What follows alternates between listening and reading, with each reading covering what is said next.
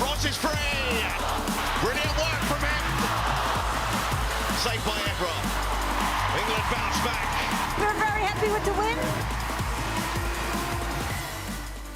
So a 1-0 win for the Lionesses against Belgium last week has settled the nerves for England's Nations League campaign. Tonight they're in Leuven in Belgium for the return leg of the fixture. It's pretty tight at the top as well. They are in Group A1. They're on 6 points alongside the Netherlands, but the Dutch side, they're sitting top due to their head-to-head. You can see it just there. Tonight, the Netherlands are in Scotland for the other match in Group A1, and we shall see how R1 pans out here. I am in the company of my 3 favourites, Enya Luco, Karen Carney and Ian Wright. Did you believe me that time? They say I say it to everyone. It's not. She does. She does. It's not true. I only say it to you. Special anyway. Genuinely. Right, so what do we make of it? Good to see England back to winning ways, Ennie. It was. I think it was a fast start, which we've seen a theme for that, England starting fast, particularly against Scotland and the other day against Belgium. I've never seen England so threatening from set pieces as well. They looked really threatening. Obviously, the first goal came from that as well, 12 corners. But I think essentially it was important to get the result, get back to winning ways. That was a bit more important than the performance. So it was good for England to get the win and take it into today. Were they the improvements you saw, Karen? I did. I like the tempo, and like Annie said, I thought the possession was a lot better, and we created a lot of chances. I know it was only 1-0, but I thought we were getting in the right areas, and it's just that finishing touch now for us. Righty, 1-0. Came from a set piece as well, like Ennie was saying. Did you enjoy that one? Yeah, I did, yeah. I thought, obviously, we're going to need to be a lot more ruthless about what we're doing, because what you want to do is you want to put these teams away when you get the opportunities. But this was great movement from Millie. No one could really stop her, and, there's so many bodies in there. Lauren Hemp's just got in there to put it away. But when you see where Millie comes from, no one's really able to stop her. Look at her, too powerful, too strong, and the ball is fantastic. And then Lauren Hemp just in the right place at the right time. But yeah, I'd just like to see us, like I say, score some more goals so then we can relax and maybe play some more football rather than constantly chasing it. Shall we see who lines up tonight? So this is the team that Sarina Wiegman has decided to pick against Belgium, out in Belgium. It's just one change to that side that beat Belgium last Friday, and it's great news for Fran Kirby. She comes in, she starts in an England shirt for the first time in over a year. I think the team are delighted to see her back in action. Ella Toone makes way for Fran. She drops to the bench.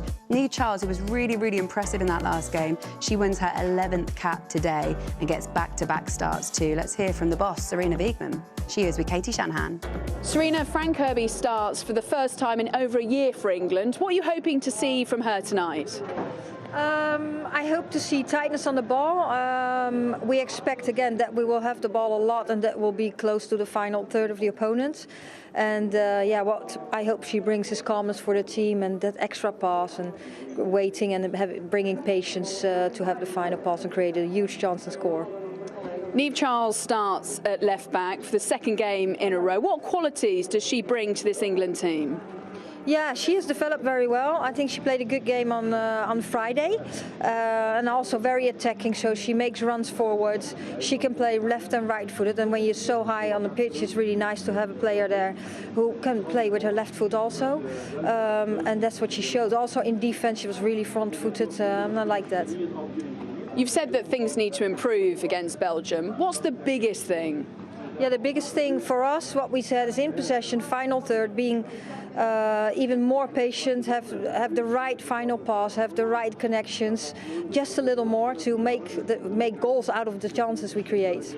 And how important is it to get a win tonight to put you in a strong position in the group? Yeah, of course, that's what we want. We approach every game to win. We know what we want to reach. Of course, we want to reach the final. We want to win the Nations League. So then we want to win this game. And we'll be very motivated. Thanks, Sarina. Thank you very much.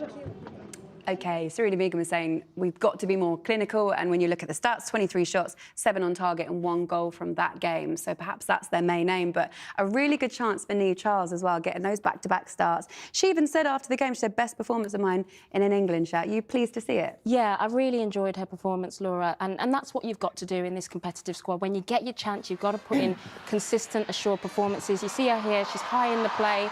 This was a pattern for her, she really was brave attacking, and that's what you've got to do when you're playing left back in this system. Again, she's in here crossing it. She got the most assists this season for Chelsea in the WSL, stepping in here, stopping the counter attack, which was a threat for Belgium in the first half. And again, she's just in the right positions, supporting the attacking play, because that is a big part of your game as a fullback. And then she gets in the inside, unlucky there for it not to break to her. And you see, she looks like she's comfortable in that position. And then she runs off the back, you know, in the right position from an attacking point of view. And I love this here. Just the creativity to head it, create a chance from it. It was just really assured performance, and it gets her a start today. You know what's really pleasing about that is if you didn't have the England jersey on, that would mimic how she's played for Chelsea all season. So it's rewarding players that are playing well in the WSL and playing well for their clubs and taking that into the international setup. And I'm pleased that Serena's rewarding her because she's really deserved it. It's a role as well, left back or right back, that England really need to plan for the future in, isn't it? Yeah, it is, especially as I know Lucy Bronze was 32 last week, and we're looking at Niamh Charles there on the left-hand side, her weaker side, getting forward and being so dominant in what she was doing. So you could see that at some stage you probably see her on the right side where she'd probably be even more potent. But I was quite pleased to see our left side finally doing something, contributing something to what we're doing, because yes, as much as we know Rachel Daly will come in and she'll crash the box, and the reason why she's crashing the box is because everything's coming from the right-hand side. So to see so much work from our left-hand side was really good to see two sides of our team functioning. Rotation is important, but it's not just about finding those players for the future, it's also about protecting the players that you already have against fatigue, as the WSL is now in full flow, and perhaps the slightly more senior players, and I say that very delicately, but you've got the likes of Millie Bright that you must protect because she's so vital to this side. It's tough, Laura, because in these games, they are competitive games, and when you're 1-0, you can't, Serena can't really sort of take off the players. You're not secure enough. We saw what happened against Netherlands, you know, a late goal. So I sympathise, really. There is that balance of how do you sort of protect players, but also make sure that you're seeing games out and you're winning the games. You know, the thing is, though, you say that ends, but you look at someone like Lotte Wubben-Moy, who's played at a very high level, seen a Champions League and everything. You think at some stage, you probably have to give her a chance, surely. You know, she's been to Euros, she's been to a World Cup, not played. And we know that Millie is very integral to everything we do. She's the one player you don't want to miss.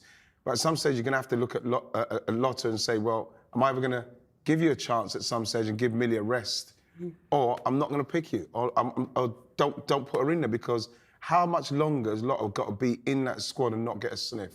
Seems unfair. Right, OK, guys, back with you in just a second's time. Now, England beat Belgium at the King Power Stadium in Leicester last week, and tonight they face Belgium at another King Power, but this time it's in Leuven. It is the home of Belgian side OH Leuven, who have the same owners as Leicester City. Not confusing at all. We'll be back in just a minute's time with all the Belgium team news. Don't go anywhere. OK, this weekend it's the first round of the FA Cup. And we're going to be starting off with Sheffield United, who play in the 8th tier of the football pyramid. They're going to be taking on Walsall. That's on Friday night. I'll be joined by Karen for that one too. We do everything together. It's on ITV4 from 7 p.m. And then on Sunday, National League Chesterfield hosts League One's Portsmouth, and that'll include the second round draw in that show as well. It's on ITV1 at 11:30 a.m. Following on from that, ITVX will be showing Crewe Alexandra against Derby County. OK. Meanwhile, England have travelled to Belgium to play them in this Nations League group game, and this is how the Belgium team are lining up tonight. So they've made two changes to last Friday's loss to England. Justina Blum, who's a striker, she's coming in.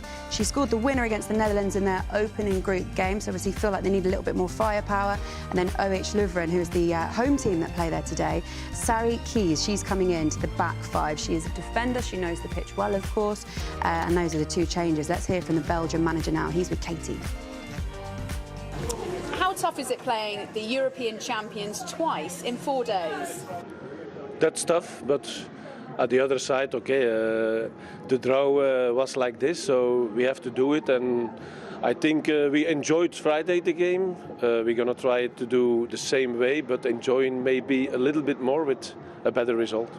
Talking of Friday, two changes from that England game with Justina Blum and Sari Keys coming into the starting lineup. What are your reasons for that? I think both did it already well in against the Netherlands here. Sari Kees was injured Friday, so she is now okay. So then she play, and yeah, with Yassina we have also someone maybe in the attack. We hope she can do some at a good moment something for our team. Do you think home advantage is going to make a big difference tonight? Yeah, we like to play here in Leuven.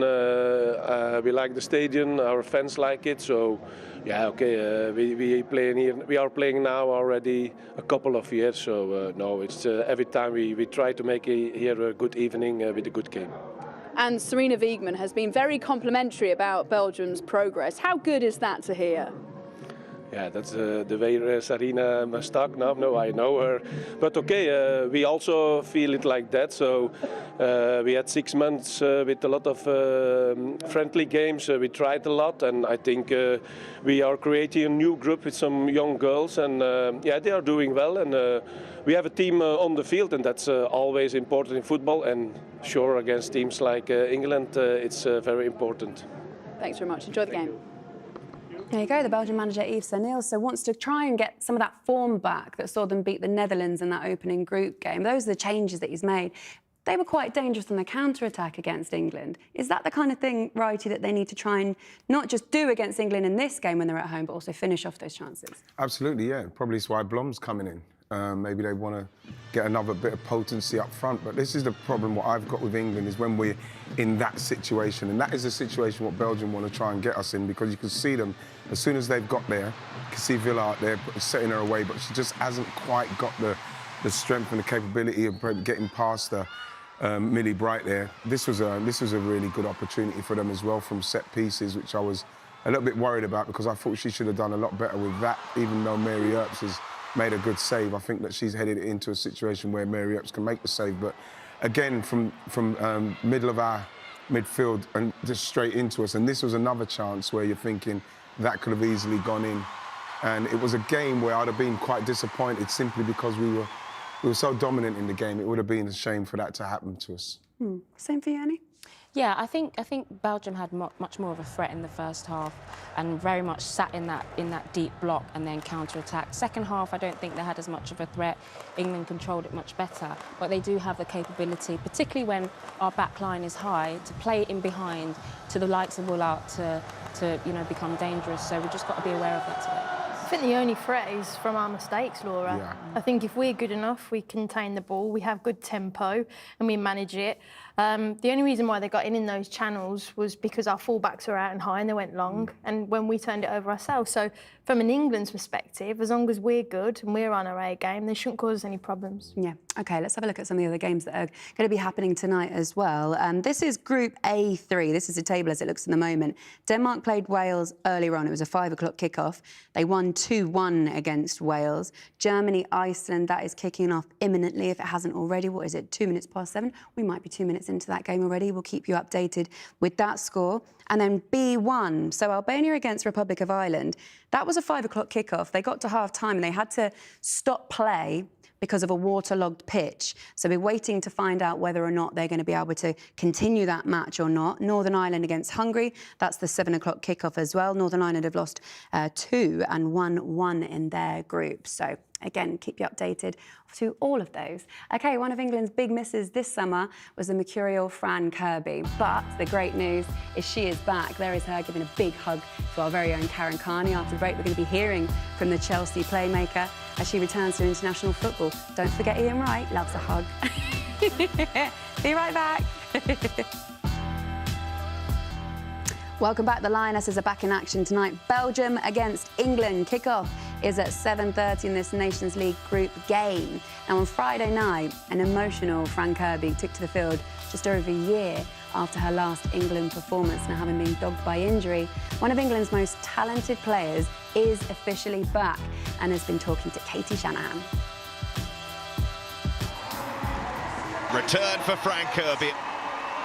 It was really special. A long time coming.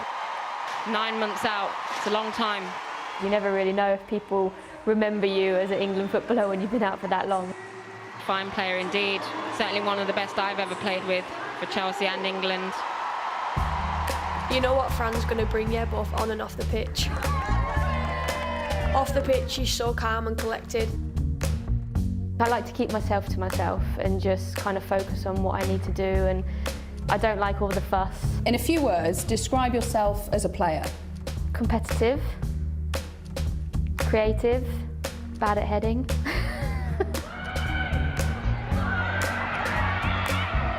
You know exactly what she brings. She's so technical on the ball, she likes to dribble, she scores goals. Frank Kirby, what a run! And that is exactly what we need. What have been your biggest achievements? Obviously, the Euros. Becoming the all-time top goal scorer for Chelsea when I overtook Annie was a really good friend of mine and someone who I looked up to, and then of course all the medals and trophies that we've won as a team.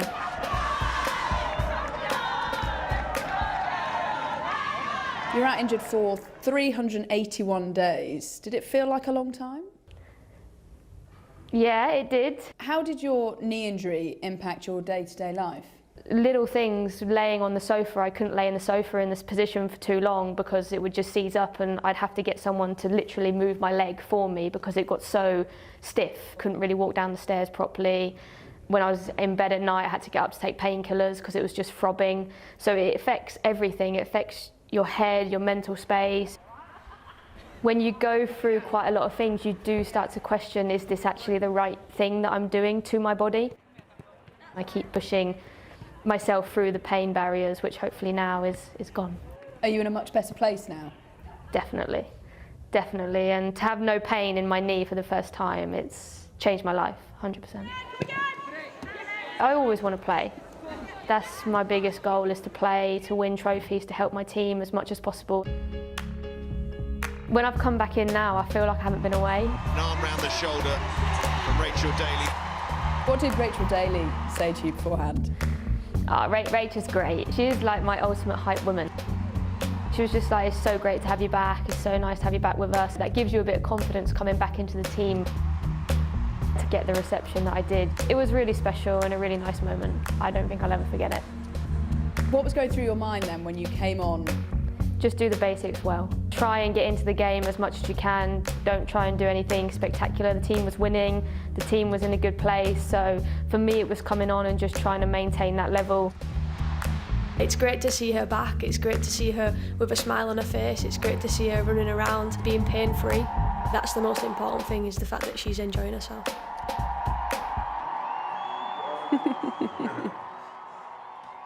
I think Ian Wright's missed her as well. Look, it's great to see her back. Fran Kirby starting for England tonight. She has had a rough ride trying to get back to fitness. It can be a really lonely place, can't it, Annie? Yeah, it's just so great to see her back. You know, 9 months is such a long time in football, and as you said, it's just been such a rough ride. And I say it all the time, I'd go as far as to say that Fran is the best player I think we've ever seen in that position, you know, both for Chelsea and England. And if it wasn't for the fact that she has had a lot of injuries, I think she'd be at Ballon d'Or level, you know, winning those levels of... and I don't say that lightly, that's how good I think she is. And it's just about keeping that momentum, that flow that allows her to be in the right headspace to just do her thing and perform. I love the fact she said she came on, she just kept it simple for the team. She's amazing. Really good to see her back. She does it on a massive stage as well at the Euros, like no better time to do it. Yeah, she did. Well, she steps up in those big moments like any secure and do them all. But like I said, the biggest word I would say for her is connector. She makes everyone else look better around her, but does it in a simple way, and that's why she's that good. Righty, in terms of coming back into Chelsea in the WSL, Emma Hayes is quite clearly managing her minutes carefully as well, because this time is so important to get it right as you reintegrate a player. Well, the thing is that she's been out for a long time. It's quite interesting listening to her speak about she needed somebody to help lift her foot off the couch. You could tell how stiff and how much it was hurting her, what she's come through. I can't get into the realms of that simply because I've never been injured like that. But when you look at her and what she's capable of, what she's gone through, and what she actually brings to Chelsea, what she brings to England, you know, look at this. It's the weight of pass. It's the appreciation of the run. We saw it there with the England stuff as well, where she can be the furthest one forward. She's got everything. You know what I mean? I'm just pleased that she's back. Hope that she now doesn't get those little injuries what she's been getting. Well, not little injuries, but major injuries she's been getting. You know what's going to be good about today? This is probably the first time we've seen that midfield since the Euros of Kira Walsh, Fran Kirby and Georgia Stanway all together. And also, I mentioned the word connector again is because she's actually really good for Niamh Charles on that left-hand side. So we're going to start to see different relationships just because of her. And her quality. Exactly, she brings so much, isn't she, right? Do you guys think that sometimes Fran is a little bit too selfless? She could be more selfish and more ruthless, I think, in an England shirt. But I think that when you look at what she does, of course, everybody, you can look at someone and say, oh, I would have shot there or not, but when you look at the weight of the pass and the appreciation of the pass, that is what she gives us in the 10 space. It's the calmness what we need. But I don't think we've had for a while. No. And we saw it just in flashes against Belgium the other day.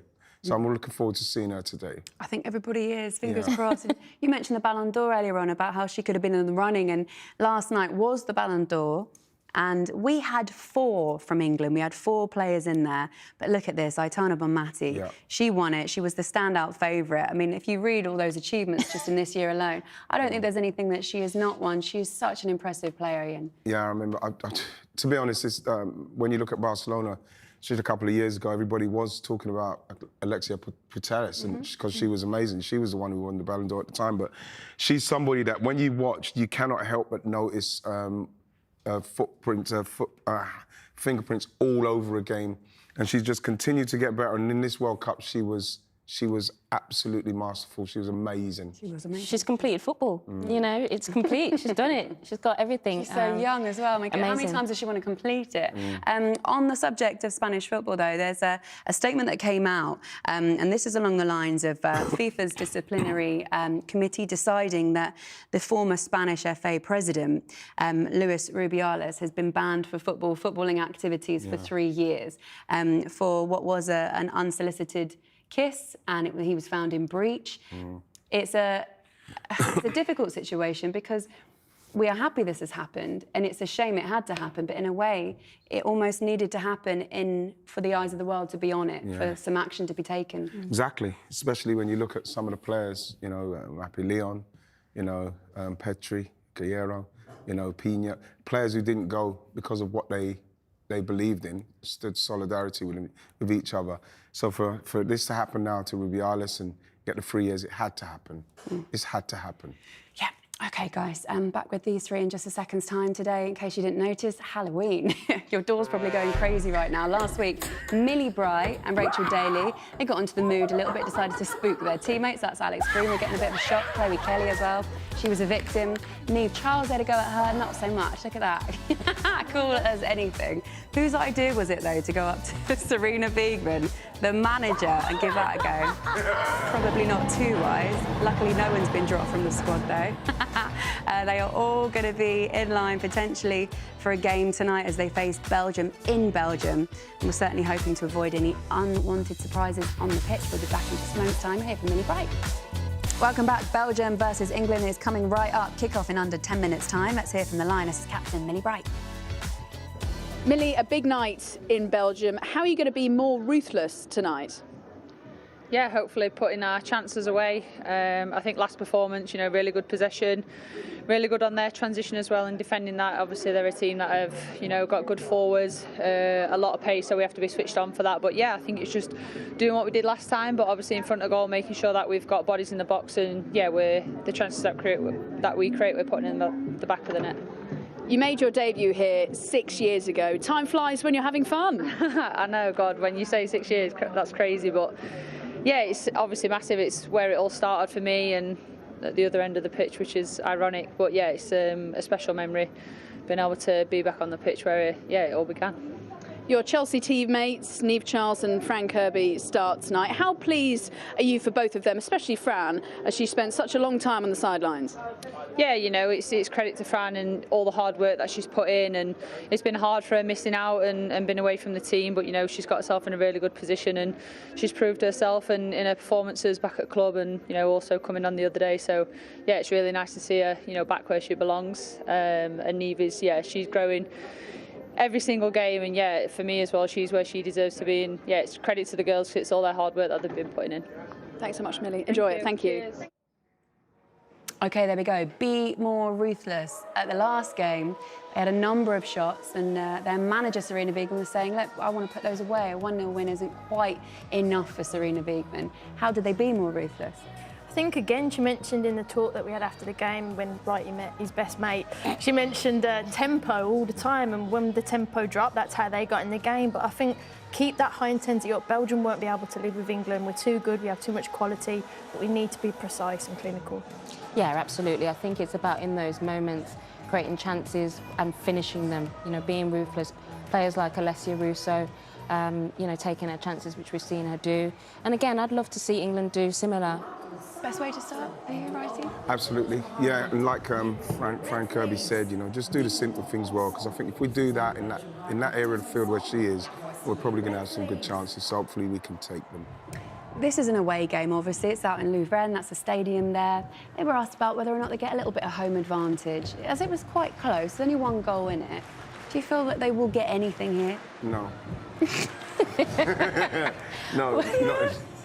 No, I don't think they will. No, I don't think they will, you know. It will be interesting to see whether they set up in the same way they did the other night, though. You know, they played quite defensive in the first half. Maybe they'll play a bit more on the counter-attack at home.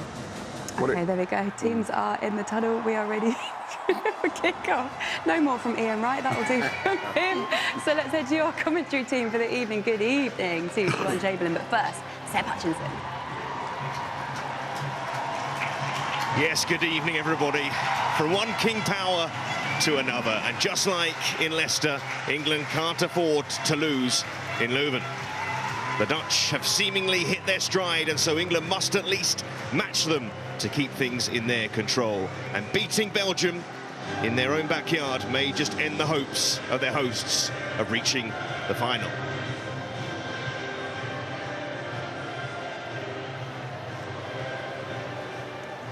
Ladies and gentlemen, please rise for the national anthem of England.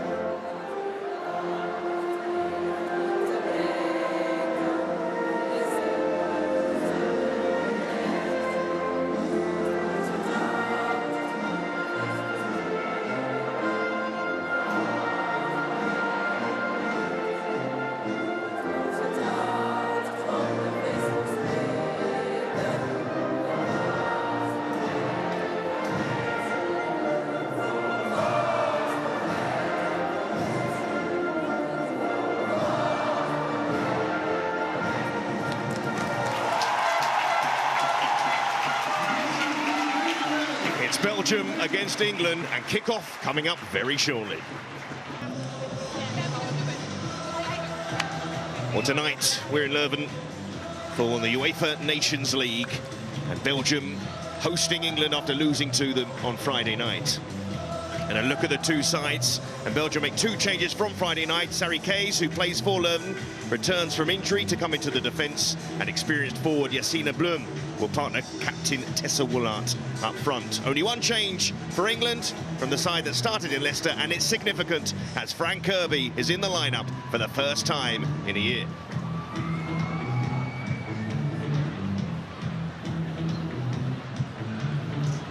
Well, those in attendance tonight, it is a sellout tonight. hoping that their side can do one over on England after doing that to the Dutch. The opening game of the Nations League. Then had Belgium at the top of the group before they met England on Friday. But right now, they've dropped to third. But England fans, in any case, will have one eye on what's going on between Scotland and the Netherlands. With all still to play for in this group.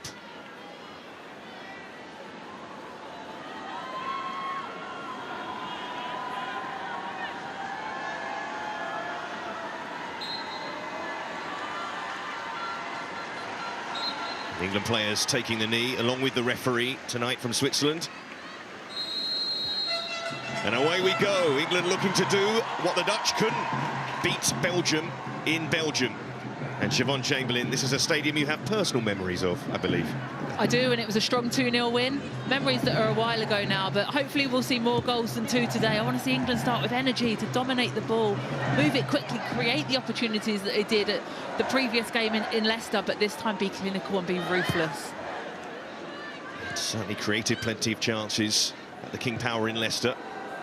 And they were on the front foot in that game early on, and they're looking to do the same here with Lauren Hemp. Just the one change to the England 11 from the game on Friday. Fran Kirby is that change for Ella Toone. What a change it is for England. Such an important player for the Lionesses.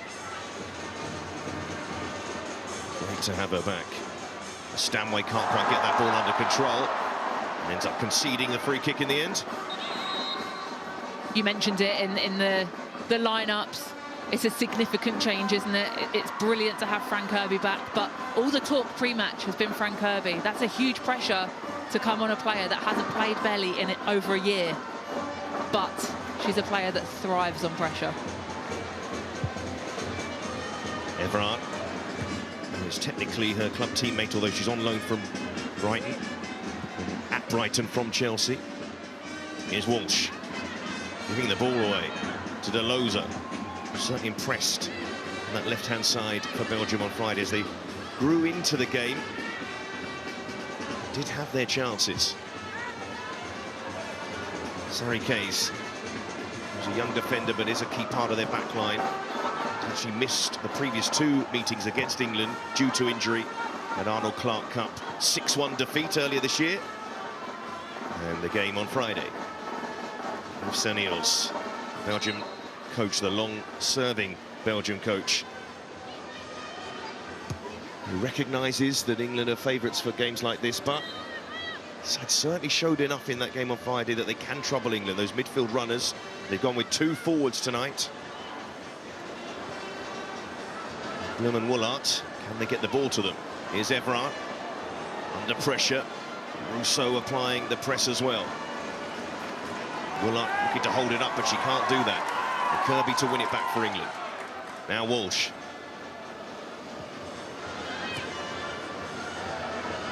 Beautiful band playing in this stadium, adding to the atmosphere. As Belgium have the ball with Missipo.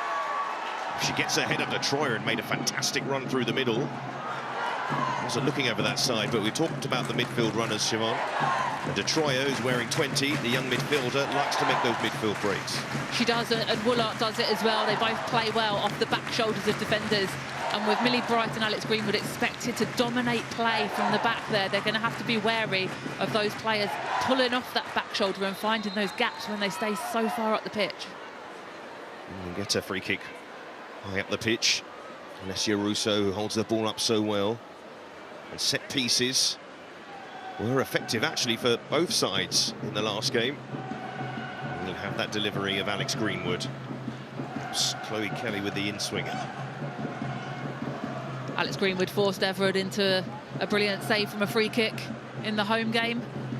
I'm sure she'll be hoping to go one better today. In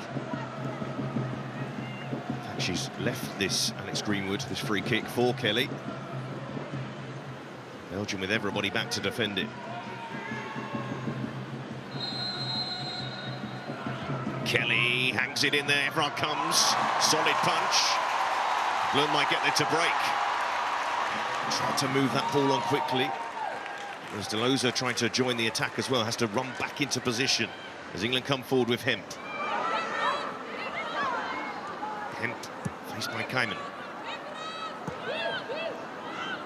Dreef Charles, an impressive game on Friday, particularly in the first half. Bronze. To Russo, who's just offside. But again, we'll be looking out for those runs from Lucy Bronze into the box. Perhaps why Belgium have extra numbers in defence. Yeah, you can see there as Alessia Russo comes across. Not sure she definitely was offside there. It's a really good, clever run from her. She checks across the defender before she makes the run, which potentially means she is just onside. It's a real positive start for England there. Interestingly, Siobhan, looking at Belgium's shape, effectively are committing 3 forward in the attack. They've got 2 in the midfield. Could find themselves overrun in that area, but I suppose one of the forwards will drop back to keep an eye on Walsh, and that's what Bloom's doing at the moment.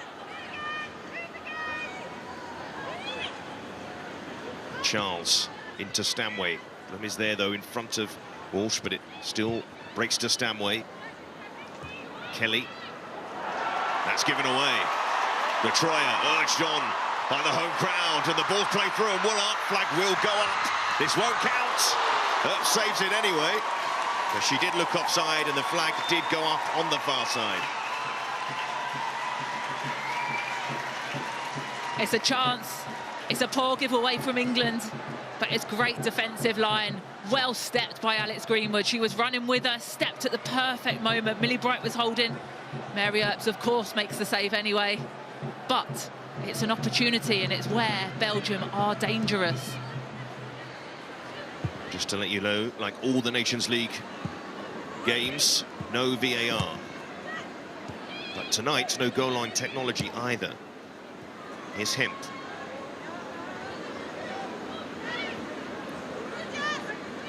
On the left-hand side this time. Giving the ball away. Not for the first time England have done that, but then winning it back quickly. Here's Russo. And Russo can release Charles here. And Charles can take this on.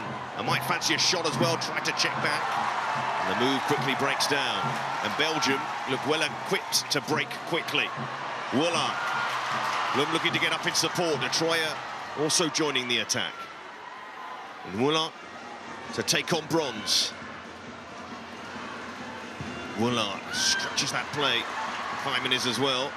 Detroyer throws down quickly. England got the numbers back well. And it's going to be a handball on the edge of the area. England were expecting the whistle to be blown for a free kick. Instead, it goes against Chloe Kelly. I must say, I kind of expected the whistle to go as well. It's not a strong foul, but has she done enough to force Chloe Kelly over there? It's a dangerous position here for a free kick, not one you want to give away. And already, in the opening 7 minutes of this game, some bright moments for Belgium. They make things even brighter here from this set piece.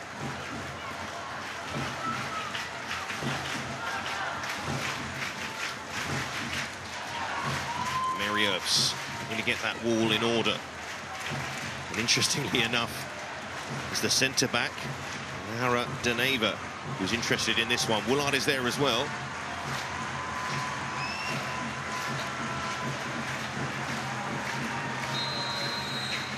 And De Neva, little clip! Oh! It's a fright on Halloween night for England. A piece of Belgium brilliance has undone the Lionesses in the opening 10 minutes of the game. And it's the centre-back, Laura De Neva.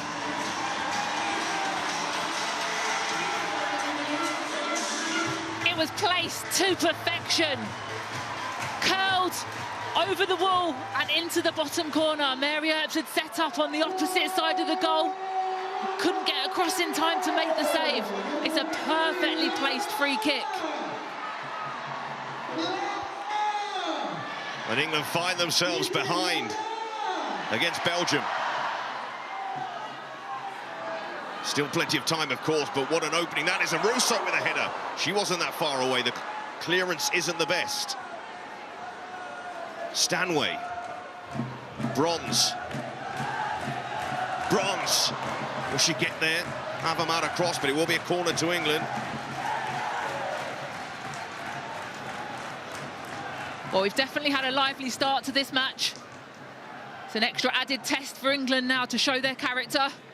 They know they'll have opportunities, but it's how they take those opportunities and how they come back from this setback.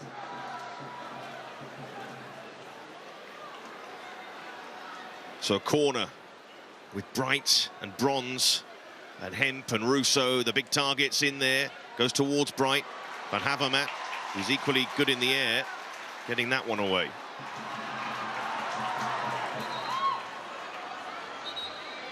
Well, that free kick was so precise. It was precise. It didn't go over the wall with huge pace, but it was the perfection of the placement that made it so difficult for Mary Earps to get across in time. When you see a centre-half step up to take a set-piece, you know they must be pretty good at them.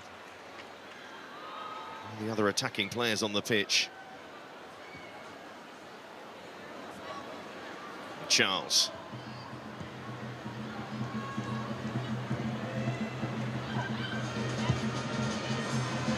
Looking for the run of Russo. Decani. Hemp. Quickly closed down. Yves O'Neill's the Belgian boss. He's faced England so many times in recent years.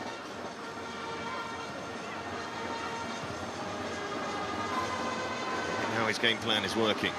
Stanway. Walsh. Greenwood.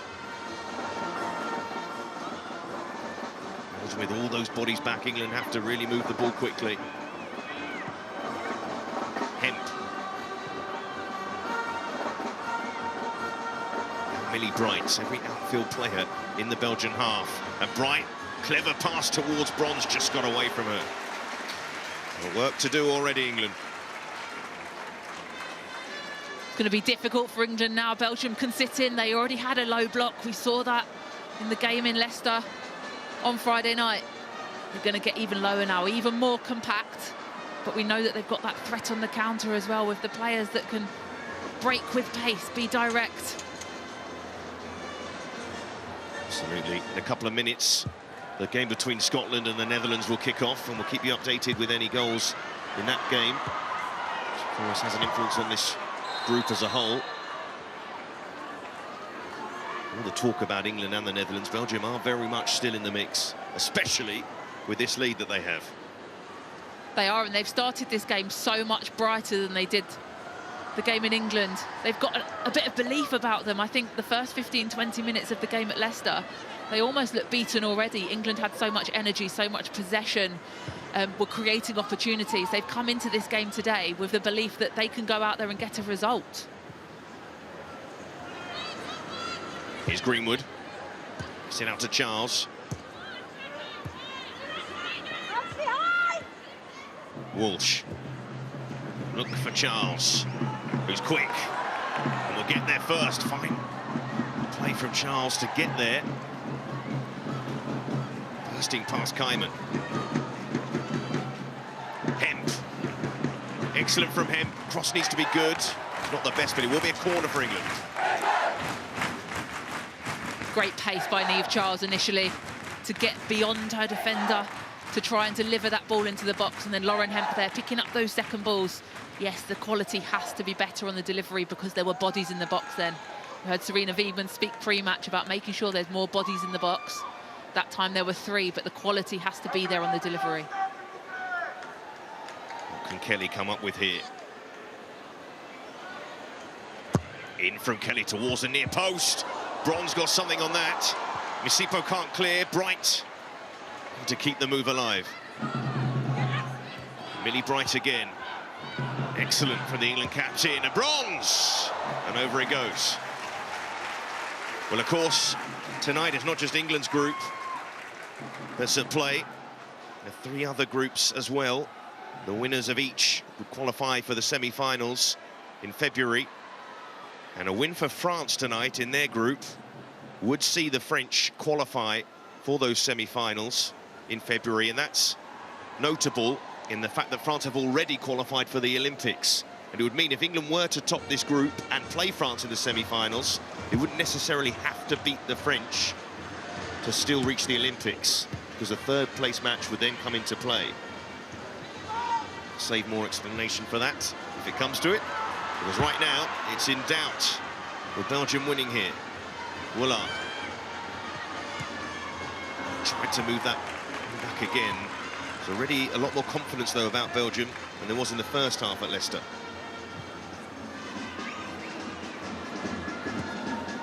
Bronze. Now Hemp. And Hemp. Away from Deloza. She's done that a few times already. Bronze. Stanway.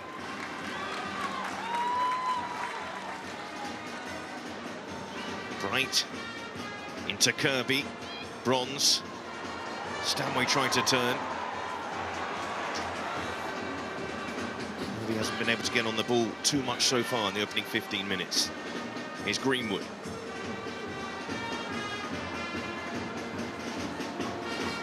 Walsh. Belgian organisation pretty good at the moment, but that's given away by Kleiman. And Charles can take advantage of the pass. Couldn't quite find his mark. Here's Walsh. Stanway, Walsh. The shot might be on here, or a pass like that, although Bronze is offside. Might have to be shots on the edge of the area for England at the moment. That switch ball from Millie Bright out to Niamh Charles is the one that's going to cause problems for Belgium, though. They're so compact and so central. Niamh Charles is the only England player, though, that's there hugging the touchline. England need to get a bit wider to stretch those gaps out, to create those pockets of play for the likes of Frank Kirby, the likes of Alessia Russo, Lauren Hemp and Chloe Kelly coming central. From Serena Wiegmann's point of view, there's so much time still left to play. There won't be too much concern just yet. Unless, of course, Belgium score again. Blum's cross, looking for Woolard. Right in the way. And Russo does well, needs some support. They're forced to go back. We're seeing here with almost all of these Nations League games, the format playing out very well, the competitiveness of these games, as Hemp collects for Stanway. Those red shirts flooding back. Bronze. Stanway. He's caught in two minds there. And sliding in, and the goal scorer. Greenwood.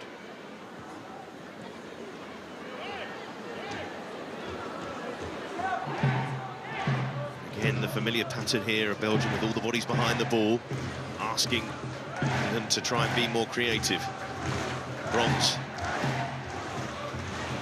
Ball's trying to fight Hemp. Ava just easing Lauren Hemp off the ball. They look quite comfortable at the moment, Belgium. They do look comfortable, and in part, I think that's because the wide players for England, Chloe Kelly and Lauren Hemp, are coming so central. They want to get in the ball, they want to find those balls down inside the channels, but it's cutting out the spaces for the likes of Frank Kirby and Georgia Stanway. As it stands in all the other groups, Denmark topping their group. Spain topping their group. They're currently 6-1 up, away to Switzerland. It's an unfortunate clash of heads, to say the least. And a concerning moment here.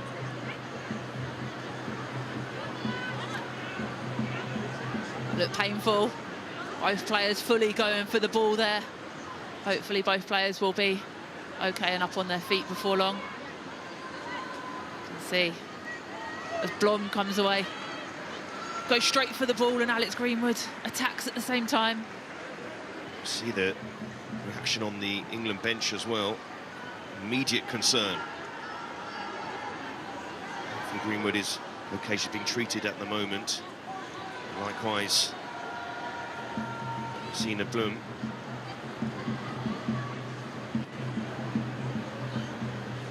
Serena Wiegmann an opportunity to speak to the players, potentially make a few tweaks with how it's working at the moment. Both players still down. So right now the concern is with the two players, one from each side, in treatment at the moment. As soon as it happened,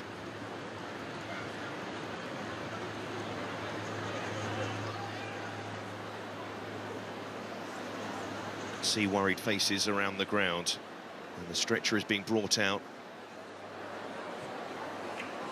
Alex Greenwood still down for England. Greenwood at the moment being treated as well. And these are the hosts' pictures we're seeing here. The head clash between the two players.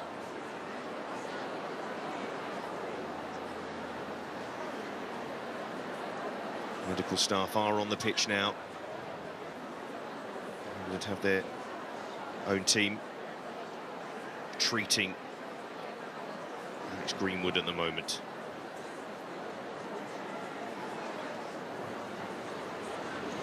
And always in these sort of moments, it's all about player welfare.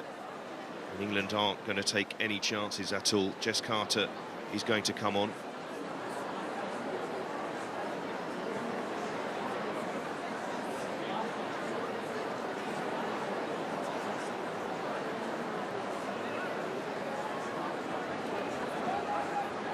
Thankfully for now, Bloom sat up.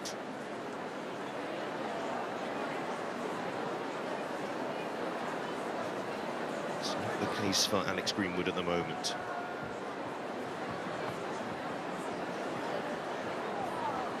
Lucy Bronze, close proximity, former teammate at Manchester City.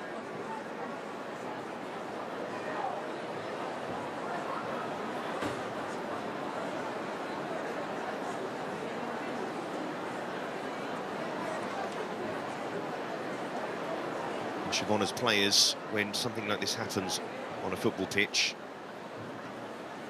your first thoughts are with your teammate. 100% they are. She's in the right hands for people treating her. It's the head of medical in the team, Tan Mehta. It's a man right by Alex Greenwood's side at the moment. And getting the head bandage on. I would imagine she would have to come off as well with a clash like that. I mean, you wouldn't take any chances. No, and you think as players here, your concerns are 100% with your teammate, with your friend. And sometimes when things happen like this, it unites you more as a team to go out there and perform and do it for the player that's got what could be a nasty clash.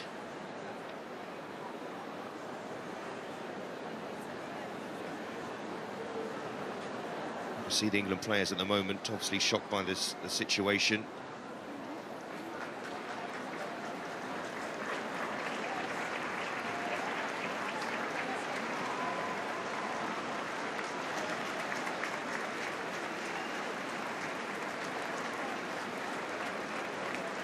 And you're never looking to second-guess anything in these sort of scenarios. With head injuries, with neck injuries, it's always important to just always expect the worst, treat it with the worst, and then hope for the best. Take every safety precaution possible. Let's see the situation here with Belgium. Whether Bloom is actually going to continue. Certain that Alex Greenwood will not continue here.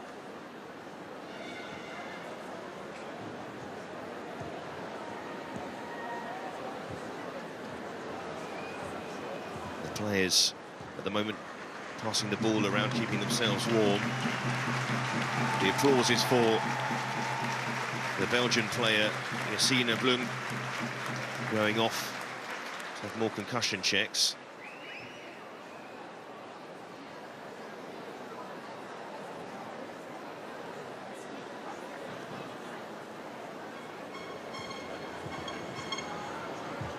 Interesting to say the least here, considering what we've just seen.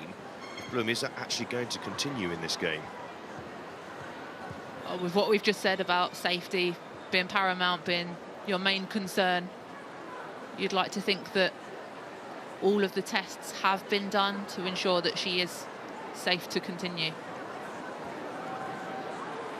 So of course, it's not for us to say and decide for the Belgian side, based on what we've just seen, the situation that Alex Greenwood finds herself in. Pete again, Retan Mehta, the head of medical. It's the man right by Alex Greenwood's side.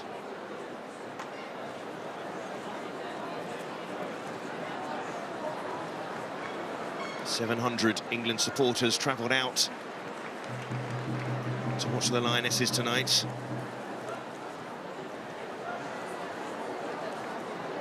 So unfortunately, we're seeing these images again.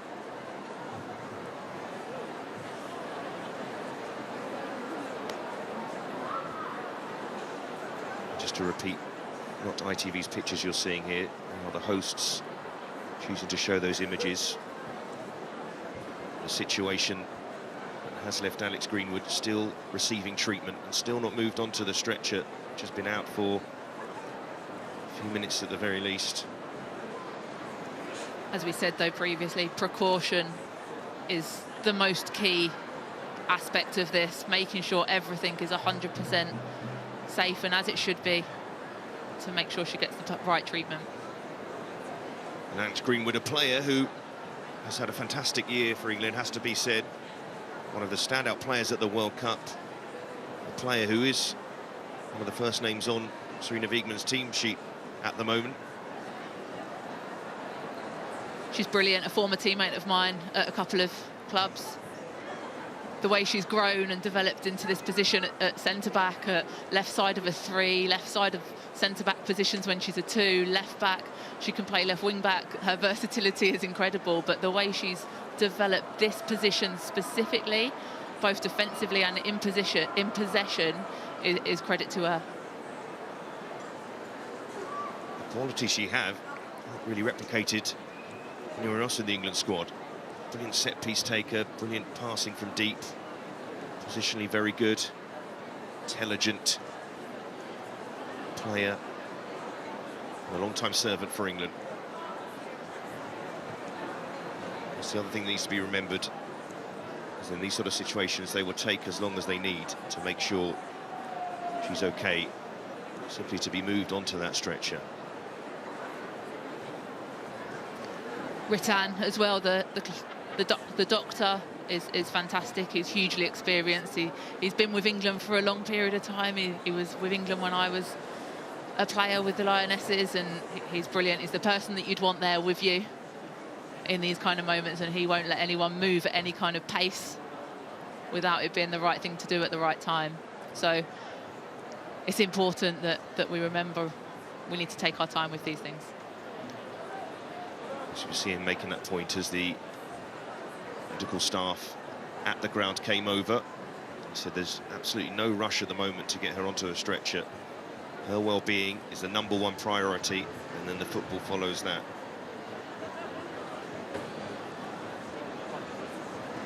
So the players, of course, keeping warm in these sort of scenarios. They're never easy situations. It's always a mixture of wanting to keep warm, wanting to tick over because you know you're going back into the match afterwards, but also the concern for your teammate and for your friend. It's important that Millie Bright as captain, when they come together afterwards, when the game can recommence, that she can draw that focus back into those players when it is difficult to focus on football, when you're concerned about your teammate.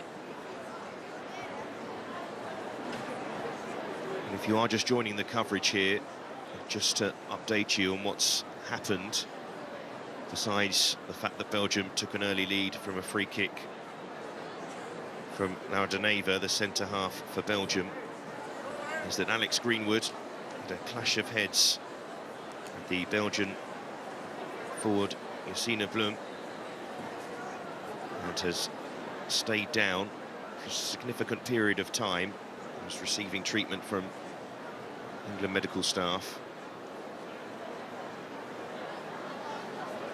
The stretcher is out there, but she's not on the stretcher yet.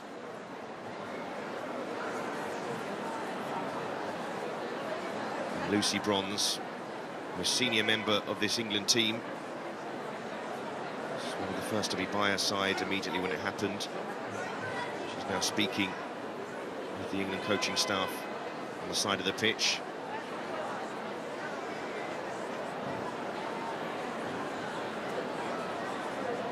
That feeling as a player as well. You want to go over, you want to check she's okay, but also it's so important to let her have her space, let the medical team do what they need to do, and to kind of stand back and say, but we're with you, but we can't surround you in this moment.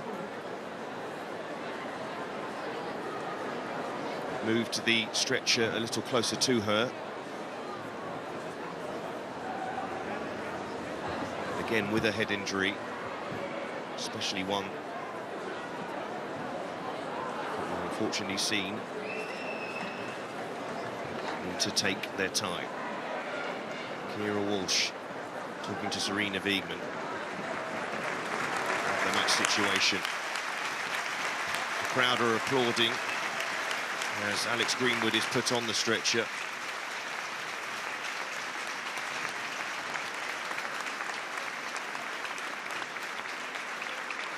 Three of her England teammates right by her side, checking that she is okay.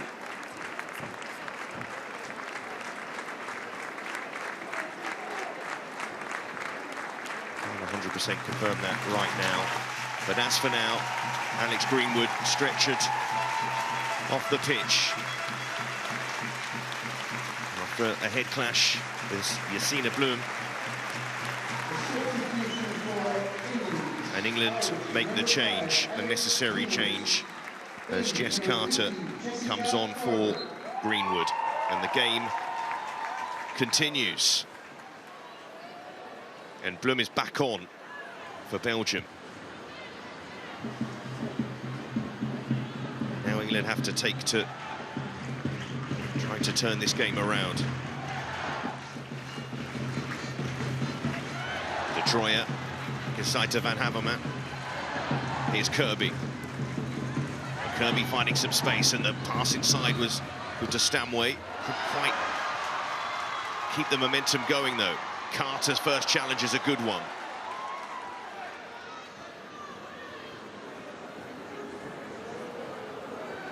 Walsh.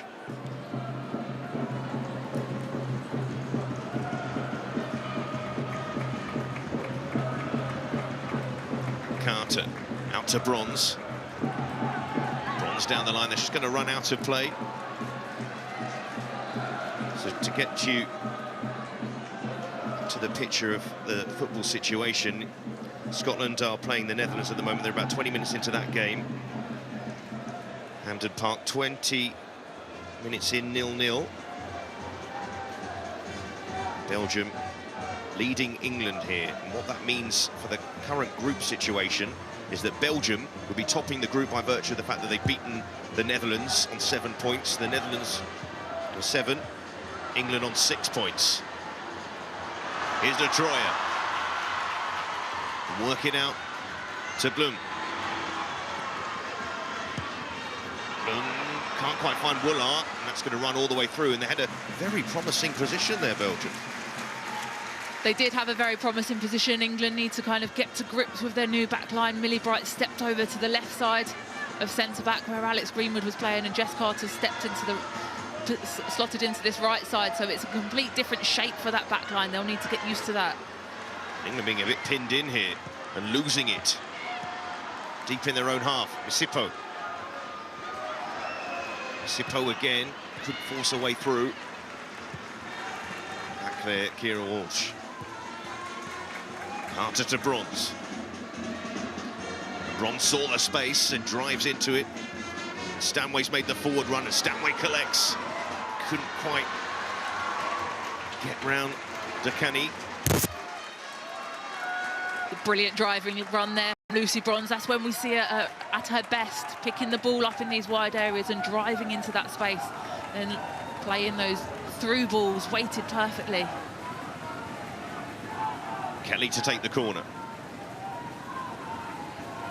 Jess Carter is back at the moment, the only player back. In goes the Kelly corner. Everard takes and claims very well indeed. What about Everard, the goalkeeper?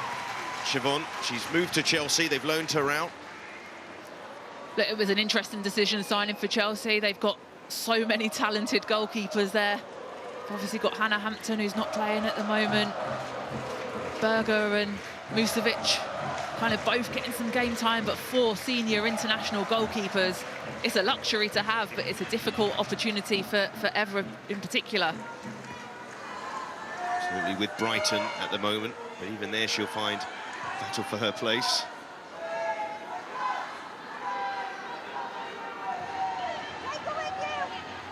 Millie Bright. No such problems for her, one of the first names on the team sheet for club and country. Arguably the first name. Carter. Bronze. Good position for Bronze. Dangerous ball in. Almost cleared straight to Stanway. By Dakani. It's going to be a free kick for England on this side. That was a brilliant delivery from Lucy Bronze there. Wins the free kick quite theatrically. It was a foul, but it was a theatrical foul, I think, there from Lucy Bronze. Just making sure that the referee gives it. But initially it was a brilliant delivery from Lucy Bronze. Just needed a player to make it across the near post. And now a problem here for Belgium for the goal scorer. Laura De Neva.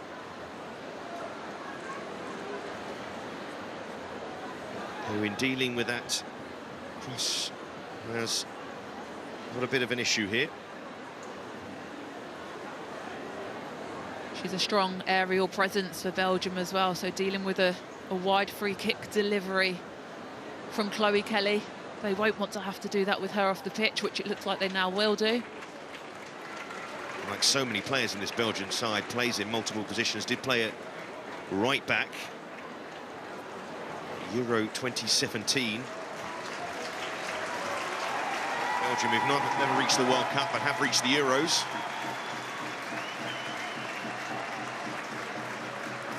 There it was, in trying to clear that ball away. And then going down.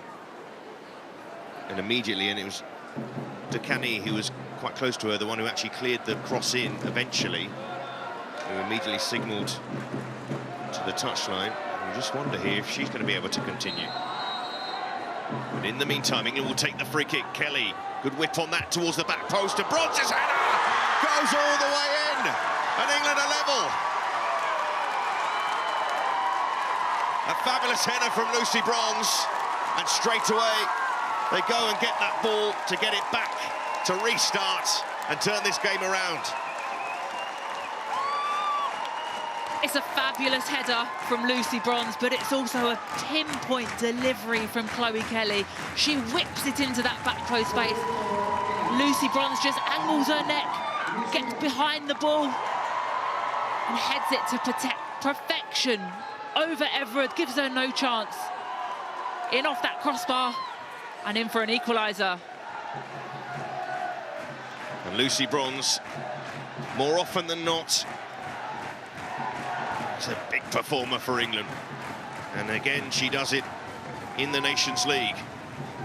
With a player less on the pitch, they didn't have anyone picking up that person at the back post, and Lucy Bronze made the most of it. Scored in the win over Scotland, has now scored here, and what England will hope will become a win over Belgium. We knew that set pieces would be a big weapon for England in this game. They always are a big weapon for England. Now Russo. Shake off Hayes, and England coming forward again. I feel like Belgium slightly rocked here by the injury to De Neva. As the cross comes in, De Troyer, that's not cleared very far. Keeping the pressure on.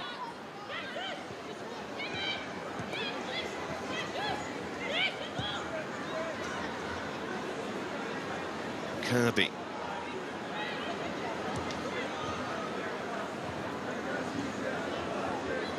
Still have a player fewer on this pitch, Belgium. England trying to stretch the play. Chloe Kelly right on this right-hand side. From Detroit. Bronze. Now Stanway. Inside to Walsh. Stanway again. Moves it across to Kirby. Kirby once more. Bright. There's many players involved in this attack, trying to find that opening. Bright. Carter. Wide to Kelly. Kelly, who made that goal, goes for one herself. And it took a deflection. And England can't believe that. First glance, it looked like it was clearly a corner. But in any case, Belgium are going to make a substitution here. It's a great strike by Chloe Kelly, though. The whip on it that curls almost into that far corner. Sarah Vernance has come on for Taneva in the defence. She'll go out to a wide area.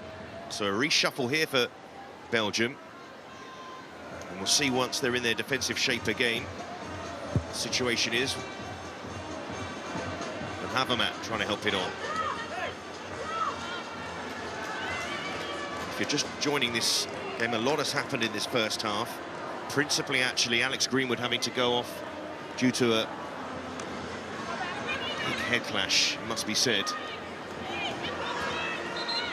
Sina Blum, the Belgian striker, who is still on the pitch, wearing some bandaging to her head.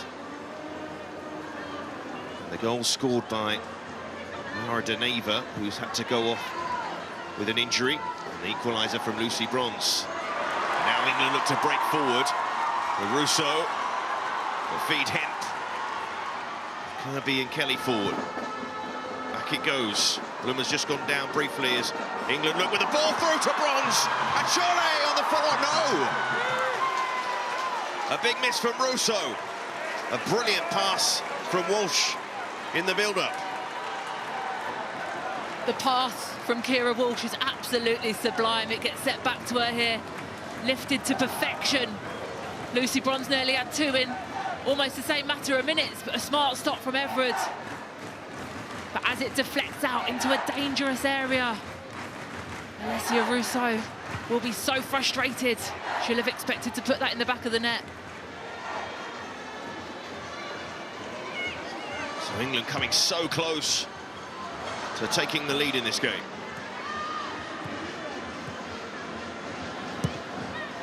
Here's Carter.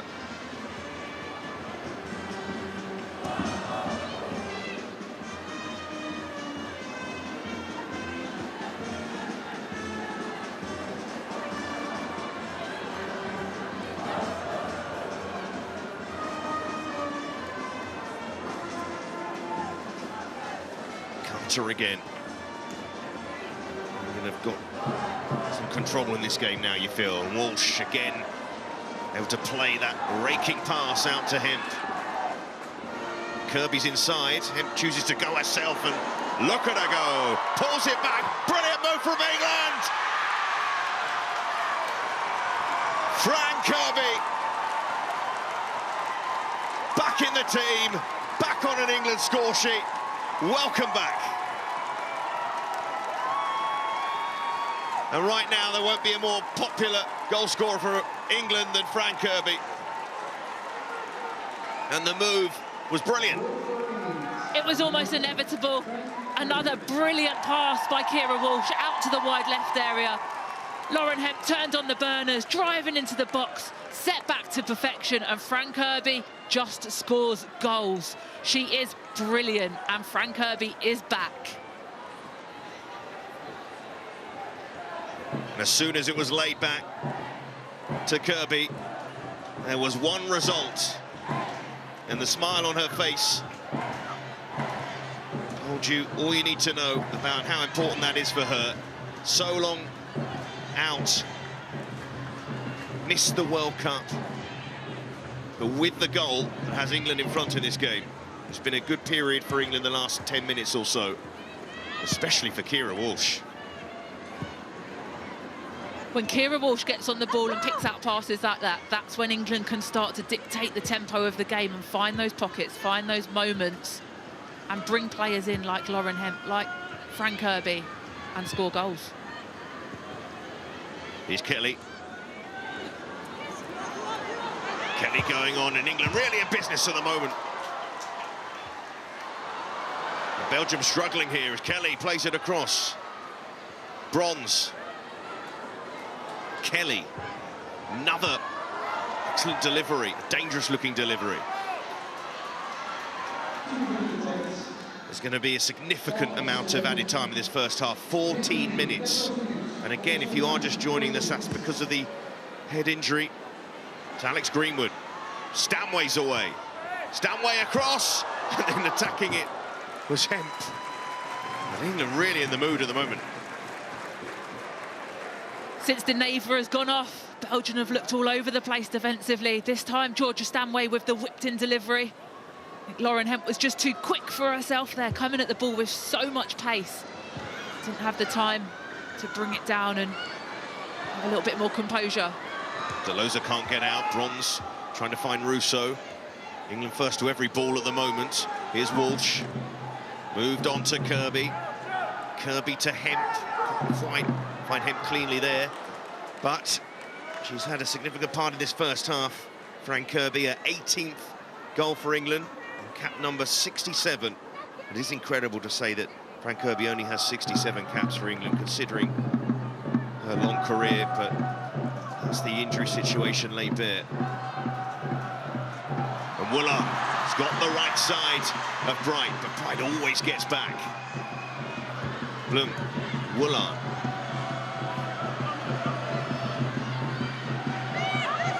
Belgium need to get back to how they were in the opening 10 minutes of the game. And Woolard gives that ball straight to Bronze.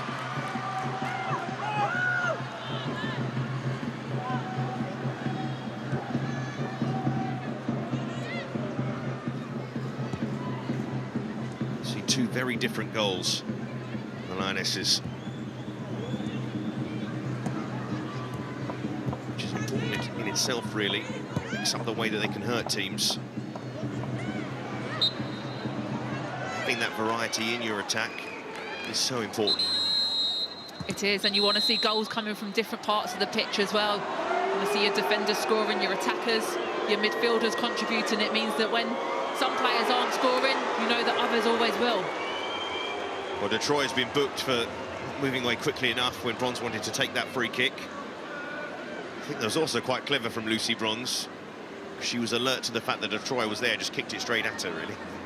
She's experienced, isn't she? We know that from Lucy Bronze. She knows how to play the game. She knows about all the fine margins.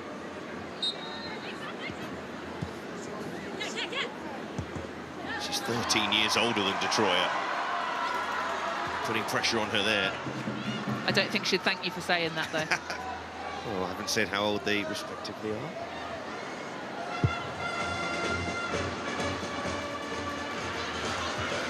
Detroit still a teenager.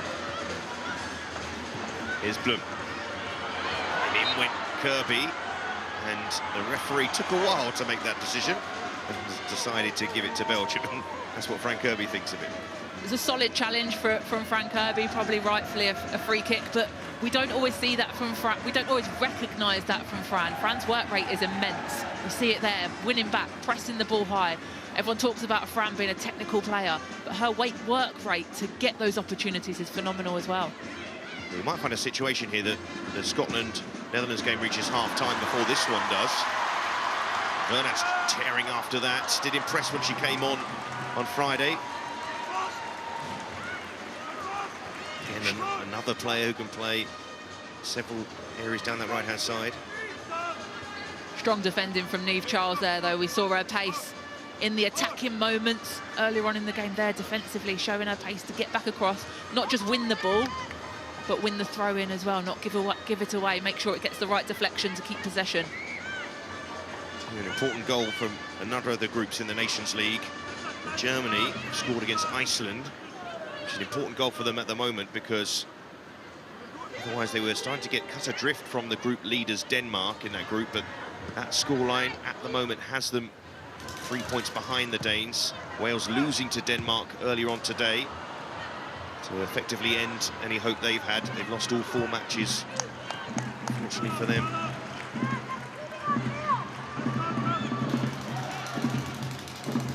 Here's Bronze. And Walsh, another one of those passes trying to slice her way through. And if you're playing a high line, and Kira Walsh has got space at the back, you may have a problem. You definitely will have a problem, and Kira Walsh is really coming into her own in this last 10-15 minutes. She's picking up those places without being challenged. She's normally got at least 1, sometimes 2 players on her. You can see there, Woolard gave up on trying to chase that ball with Carter, and Mary Earps just gets that pass away to Bronze. Mary Earps untroubled so far, except for the Belgium goal. Pass was on there for Bronze to Russo to check her run in the end.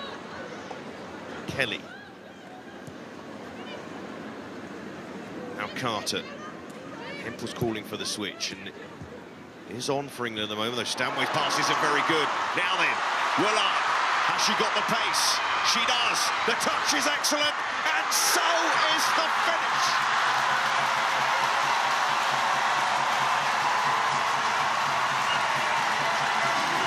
The Red Flames find forward, level things up in quite the first half. Just the player Belgium wanted on the end of that chance to get them back in the game again. Absolutely brilliant from Tessa Woolard. The pace she shows to get away from Jess Carter, the first touch, the second touch takes her in front of Millie Bright, who can't then make the challenge. And the composure to knock it past Mary Earps into that bottom corner, being hassled by 2 defenders behind her, is brilliant from Woolard and brings Belgium right back into this game. She's a serious striker. 76th goal for her country. And what a servant she's been, and what an important goal that may prove to be. Still got a fair amount of time to play in this first half. Here's Bronze on to Kelly. And considering we only had 1 goal at the King Power in Leicester, this is a different kind of King Power here. 4 goals in the first half. It definitely is, and the crowd here starting to enjoy it, up on their feet, creating a bit of noise for this Belgium team. The manager pre-match said he wanted them to make it difficult. The players enjoy playing here, the fans enjoy being here, and at the moment they definitely look like they do.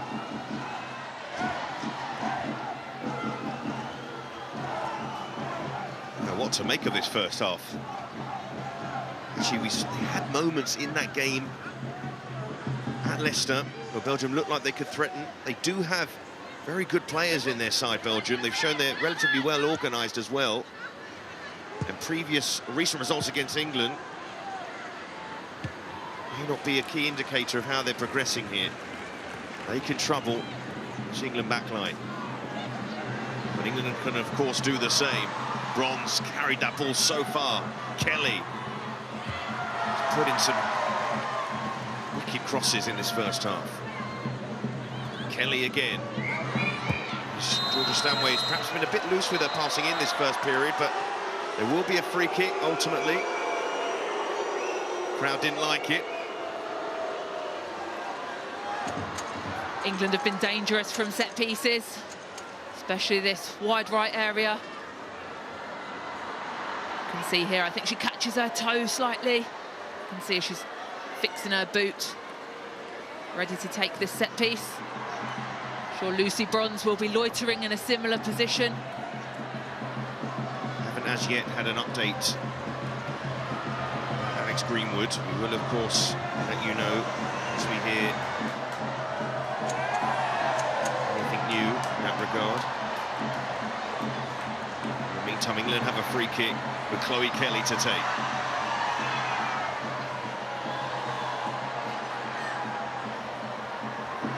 On the touch touchline there as well, Chloe Kelly. See what she can come up with. This sort of position. She wanted to play it short to Carter. In it goes from Kelly again. It's not a bad ball at all. Here's Stanway. Van Havermaet got that clearance wrong. And England take advantage. Thought it might drop to Millie Bright there. One of her first-time efforts that we've seen before. And the crowd really getting into this game right now. They can see there's something in this for Belgium. And you can see the little, you say elbow there from Chloe Kelly? Strong, assertive use of the body. It's coming across the defender there to make sure it goes out of play so Lucy Bronze can take this throw in. Stanway forward. Stanway gets it back. Will she release Charles? She does. Here is Niamh Charles. Release the pass in the end. I think tried to take the defender on. This is where Belgium have looked effective with their breaks. Missipo. Chance to counter quickly has gone. Deloza. Still about 4 more minutes of this first half. Once more, the reason for this significant amount of added time is the head injury to Alex Greenwood. Still waiting for news on how her treatment is getting on. Deloza. Van Havermaet. Can't get it back to Deloza, and here's Bronze. Another surging run. Referee playing advantage here as Kirby tried the pass inside. Vernance looking for the pace of Hemp. Instead, Belgium look for the pace of Woolard. Such an excellent finish from Woolard. Really, she had so much to do initially. Just took the right touches at the right time. She did, and England are leaving her between those two centre-backs. Stepping high up the pitch. It's a risky place because you've seen her pace, you've seen her clinicalness. You give her a sniff at goal and she will put it away. Bronze. She'll look for Kelly. I'll just keep this in play. It's been a relentless outlet. That must be a free kick. It isn't the case. Look down the line, got that pass wrong, and then Carter. And Woolard is really annoyed with her forward partner there for that missed opportunity. Because Woolard would have been away, she was in her own half as well. Charles, and that's going to run behind for a goal kick, but Woolard was actually, if Blum had played that pass beyond Carter, Woolard would have been in again. Yeah, as I said, it's risky being in those positions. Leaving a player of such quality. You there, Chloe Kelly wanting that free kick, getting a bit frustrated. There's been a number of tasty challenges down this right side in the last 5 or 6 minutes. We don't often see England pegged back in games when they get their noses in front again. Let's see what's happened here. Here's Kirby. The more England get Frank Kirby on the ball, more good things happen. Wise Walsh to Bright. And Bright can send away chance, just too much on the pass. Those sort of moments a few times in this first half. Yeah, it's the right idea there from Millie Bright. The pass was the right choice. It was just slightly overhit. Niamh Charles there has got fantastic pace coming across and being able to whip that ball in. Just slightly overhit there from Millie Bright. They're into added time in the game between Scotland and the Netherlands. Still 0-0 in that particular match. Like I said, that could finish or reach the break before this one, considering it kicked off 15 minutes after. And then Bronze, the greatest challenge attempt to win the ball from Blum. Carter will look for Hemp. Hemp almost got the lucky break. Played the 14 minutes of added time. And that is half-time. A very, very eventful first half in Leuven. Maradoneva gave Belgium the lead And then Alex Greenwood was stretchered off after a head clash. Still await news about that. An equaliser from Lucy Bronze. Frank Kirby giving England the lead. But Tessa Willart's brilliant finish has this game firmly in the balance. Half-time, Belgium 2, England 2. OK, welcome back. We're at half-time. Now the score is 2-2 between Belgium and England. Some worrying head clash as well in the first half between Alex Greenwood and Justina Bloom for Belgium. The game was stopped for about 13 minutes while Alex was down receiving medical attention. She was eventually stretchered off the pitch.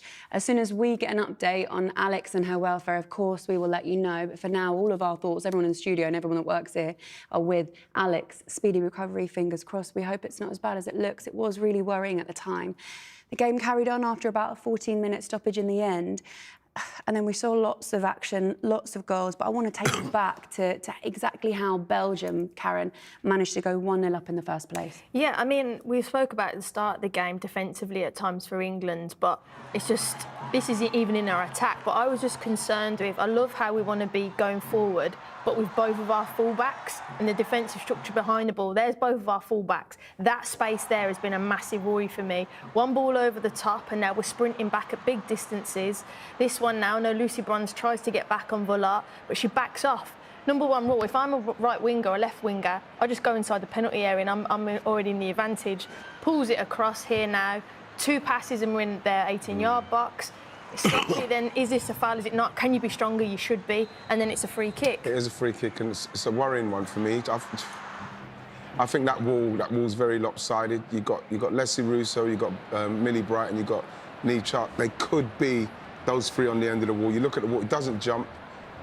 You think they should be reversed? I think, yeah, you need to have the height at the end there. So if they're not going to jump, you could see that then she'd have to put a lot more on that free kick. But it's almost a double error in it. Absolutely. Yeah. What about the technique? Because obviously Wrighty's saying, look, that makes it really easy for you to pick out that particular ball. But for you, was it a good technique? I think you still got to credit Denise for the execution, because she recognises actually there is a gap there, there is a space. I totally agree with Ian that if Millie Bright's on that side, maybe she doesn't get that leverage with the ball, but it's very, very accurate. Great free kick. They managed to get themselves back into this game, England, after the stoppage with 2 goals fairly close together in the end, starting off with this one from Lucy Bronze, Karen. Yeah, look, no one's marking around the back stick, and she just puts it back into an area, and it's a brilliant header. I don't think the goalkeeper could have done any more, but it just shows what a threat we are in the set pieces, and I think you highlighted that at the start, Annie. Yeah, and then this was the diagonal ball as well. Yeah, great ball from Kira Walsh. And just watch here how Frank Kirby just watches and scans around her, stands still, waits for the moment, in the space. Great little setback from Hemp, and that is what she's been waiting for the last 9 months. I think what's good about that is in each instance, the 3 players show their technique. You see the great pass, give Kira Walsh too much space. Lauren Hemp getting space to run into, and the calmness and the cool calmness of Frank Kirby to finish it off. That's what they're capable of. Great for Frank Kirby as well on her first start in an England shirt, as we said, in over a year. To get that goal will do wonders for her confidence. But it wasn't too long afterwards that Belgium, the one thing you said, Ian, you keep saying about this counter-attack threat, they let them off again, Stanley losing the ball. Yeah, well, it's again, you know, in that midfield, if you're sloppy in there like that, which is, you know, Georgia Stanway's a bit guilty of, then you've got a problem. I think she does well here because she cuts across Millie, and from there we know she's their top scorer, she's their record goal scorer, and she knows not to go across Jess Carter because she might catch her. She's gone across Millie, and that's great forward play. You know, it's super forward play from her. She is their danger woman, and she's proved it. Yeah, OK, guys, so 2-2 at the break. Half-time is coming up very, very shortly. Great news as well. We hear Alex Greenwood is conscious and she is talking, so that is wonderful for now. Something nice to send you to the break with. Don't go anywhere. Come back, because there have been goals galore in this first half. England managing to get 2 back after going 1-0 down. Fran Kirby, as we sit there, first goal for England since the Euros, and then Tessa Willart making it 2-2. Second half coming up. Jude Bellingham's extraordinary La Liga season continues. He scored twice in Real Madrid's El Clasico win at the weekend, and last night he won the Ballon d'Or Copa trophy. Now you can see him in action a week on Saturday here on ITV4 when Real Madrid take on Valencia. let's have a little look at the other game that's going on in Group A1, which is England's group. At the moment, at half-time between Scotland and the Netherlands, it is 0-0 at half-time. In our game, of course, 2-2 for draws on both of those. OK, next match in the Nations League will be at the home of football. It's at Wembley Stadium, start of December. England are taking on the Netherlands in that one. Make sure you join us for that too. OK. So, the second half is coming right up now. 2-2 between these two teams. Siobhan Chamberlain is alongside Sep Hutchinson. Yes, no changes from either side at half-time. And the score, Belgium 2, England 2. Quite the first half. What will happen in the second half? It is Tessa Woolard to get us underway in this second half. Following her fantastic finish in the first half. And do Belgium believe they could beat England here? I think the first half tells you they do. Siobhan, what about England and how they approach this second half? I think they need to dominate the game a lot more than they did. They need to take it back to the first half in the home leg in Leicester, where they made quick decisions on the ball. They moved it quickly. They made it difficult for the opposition. They haven't done that as much today. Kira Walsh, when she got on the ball in that first half, things happened for England. Here's Bronze. His header on level terms of history. Sippo sliding in there, crunching challenge on Kirby. There's absolutely no doubt he's going to pick up a yellow card here. Get the feeling Sippo slightly enjoyed doing that one. Yeah, whether it was an instruction at half-time to not to take her out as such, but to not let Fran Kirby get on the ball and make things happen. She's a brilliant player that I'm sure is used to being fouled, being taken down. Sort of attention. Just a yellow card for Miss Sippo and a free kick for England, in which Chloe Kelly's put some deliveries in this game. Good to produce here. Bright and Bronze will peel away at the back post.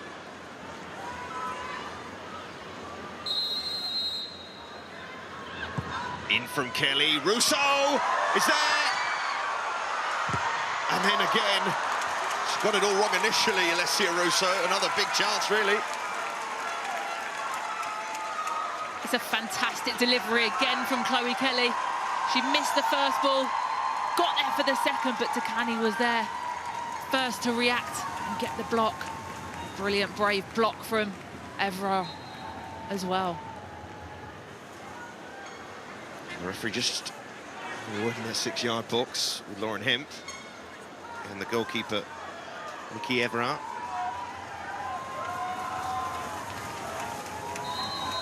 Those set pieces really are a problem for Belgium.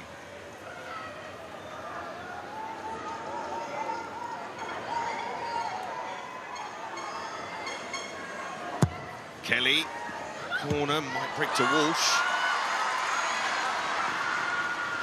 Here's Carter to Kirby. Carter's going to have to go all the way back to Mary Earps, who finished 5th in the Ballon d'Or last night. Some placing for the England goalkeeper. Reflective of the year she's had. 2 years she's had. Brilliant to be the highest ever placing goalkeeper is a phenomenal achievement. There's Millie Bright. Walsh. Nutmeg on Sippo. Carter. Good ball from Carter. Oh, too much on it in the end. It's slightly too early. You see the intention, though. Yeah, it's a great idea, the pass from Jess Carter there, just sliding it between that left wing back and the far centre back. Again, the pace on it just a little bit too heavy for Lucy Bronze to make any kind of connection. Just the update again on Alex Greenwood. She is conscious, she is talking, stands being monitored by medical staff at the stadium. head clash in the first half. Russo looks to power away from Kaiman, who got back at her enough to force the corner. Alessia Russo's gameplay today with her back to play has been brilliant. The way she's held it up, the way she's brought others into it. She hasn't quite had her shooting boots on in front of goal, hasn't quite had the luck of the shot in that 6-yard box, but her work rate and her hold-up play, bringing others in, has been brilliant. Kaiman, another one of those experienced members of this Belgium squad, leading them many times. Kelly, good flat corner that, dealt with by Dekani at the near post. Walsh. Kelly's deliveries, though, been a key part of this match so far. Blum. Detroyer found a bit of room, and Detroyer, good feet, can't look for the ball across. There's Sari Kays joining that attack from centre-back. Stanway to Kelly.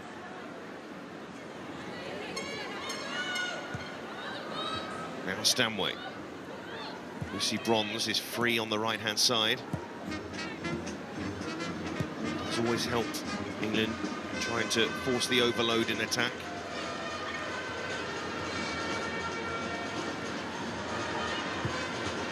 Hemp to Charles. Kelly. To Niamh Charles, who's had this opportunity here to try and cement her place in the England side. Hemp is all very tight. No foul. Havermat trying to win it back. Russo, what a cute pass that is. Bron playing it back. Coming again. Did it get over? No. Brilliant save from Everard in the end.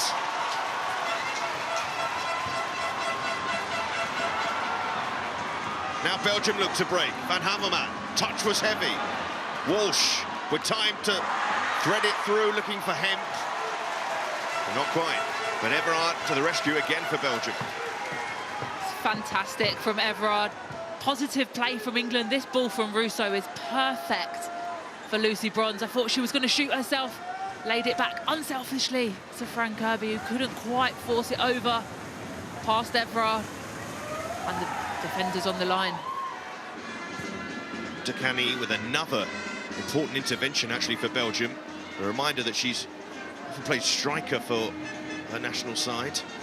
Has also played in midfield, but is in that back five. She's trying to repel England.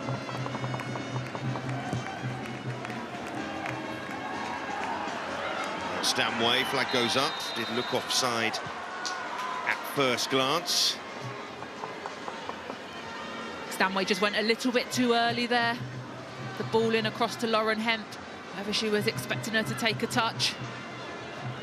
This touch here, just strayed offside. But more positive play from England. Scotland and the Netherlands kick off in the second half. These two scorelines at the moment, these two draws, means the group is unchanged as it stands. Bernats almost getting that over the head of Carter. Van Havermat has just had a problem in possession tonight. That's been quite clear to see. Use of the ball hasn't been as good as she would have liked so far. Been involved in the defensive work for the team, but otherwise it's been sort of situation where she's had to present herself as a force in the penalty area at times. Bronze.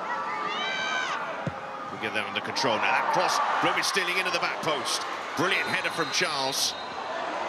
And free kick goes her way in the end. Excellent defensive work on the cover. As you said, an excellent defensive header there from Niamh Charles. Got her positioning perfect. This is the original save from Everard. And Dekani coming over and making that block. But brilliant defending just then from Niamh Charles.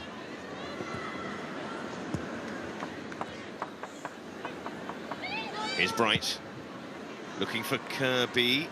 Too much on the pass in the end. She was frustrated with herself, Millie Bright. Just a little bit overhit there, but Belgium at that point had players forward. They'd been on the attack. And those are the moments when England need to be a little bit more cute in possession. Yes, they're able to commit lots of bodies forward, and that's brilliant. But sometimes it's when Belgium attack that you're at your most dangerous, because they've drawn players out of position and you've now got the gaps. You need to exploit those a little bit better. And he's stepping out of defence again. And a strong figure at the back for Belgium in this game. She, as they lost to Neva. It was the defender who scored the opening goal of this game from a free kick. Of course, if we see that replay of that free kick again, we did have question marks about that England wall. Yeah, most definitely. The second player in was Georgia Stanway, who's your shortest player in the wall. You want the outside player, from my perspective, to be your shortest. It's outside the line of the post. Then you want your highest. You want Millie Brighton there. You want your tall players coming down in descending order, so the goalkeeper gets the biggest opportunity to see the ball. Deneva only had to hit it over Georgia Stanway's head and place it. Yes, it was perfectly placed, but could we have made it more difficult for her? That was the goal that opened the scoring, but there's been a lot that's happened since then. Deloza trying to recover the situation. She does, just about. Strong defending there from Deloza. Up against Lauren Hemp and Chloe Kelly today. She's had a tough evening, but she's defended solidly. Here's Bronze. Bronze just pulling up there slightly. A bit more than that. Seems to be... Deloza again there, getting in her way. Good position, I said. It's tough marking Chloe Kelly and Lauren Hemp. Add Lucy Bronze into the mix, it makes it even more difficult. Really difficult for that guy carrying those drinks. Willock can't reach the ball. Here's Bright. Kirby. Sipo tight to Frank Kirby.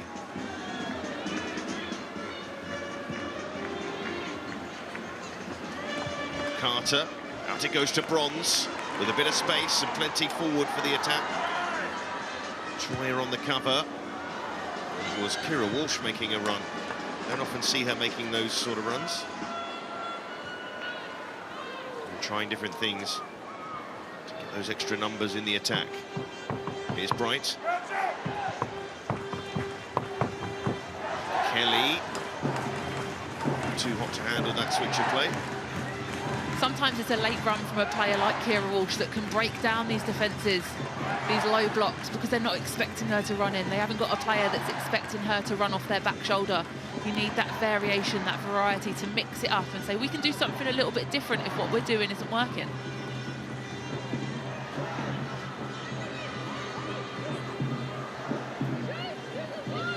Yes. England, their latest attack here, Charles.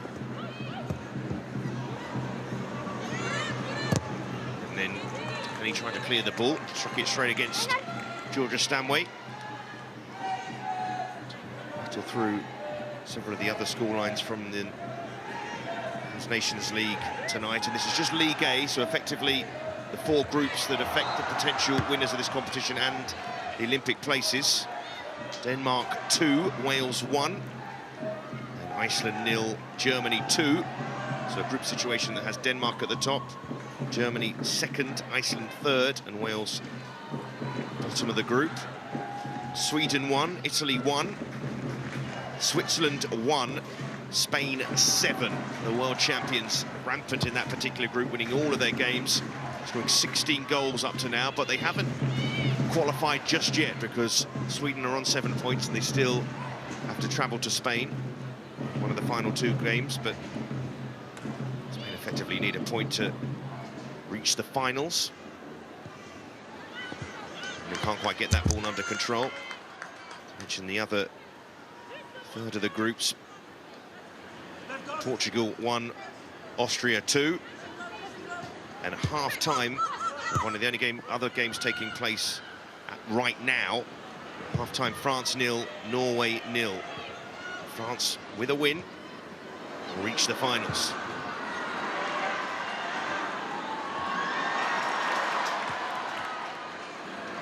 Sippo.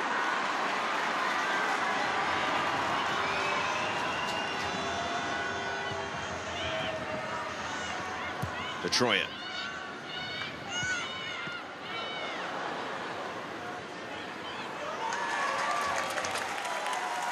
Things just not quite ticking perfectly for England at the moment. Not quite in their full rhythm, dominating possession and momentum of the game. Be interesting to see how long Sarina Wiegman leaves it before potentially making a couple of changes. Rosa. She's been more reluctant to make changes in recent matches, Sarina Wiegman. Think how key the substitutes were during the run to the Euros title. Of course, so many of those subs are starters now for England after changes. Woolart, will she get in behind? She will, what a chance to take the lead, but Mary Earps keeps the scores level. An awkward moment for England at the back, and Woolart knows how close she came. What a big stop by Mary Earps. It's that through ball again, and it's Woolart on the back shoulder. Millie Bright thinks she does enough, but she gets the touch away from her, and it's a great stop by Mary Earps. The through ball is perfect. She gets the better of Jess Carter, gets the better of Millie Bright, but she can't beat Mary Earps this time. What a chance for Belgium to take the lead. Has been a goal in the game between Scotland and the Netherlands. I'll update you on that one shortly, because Belgium here, again looking to come forward. Misipo. A challenge from Kelly. That will be a Belgium throw again. To give you that scoreline, the Netherlands have taken the lead away to Scotland. May Brook with the goal. Excellent young player. Has given the Netherlands the advantage in that game.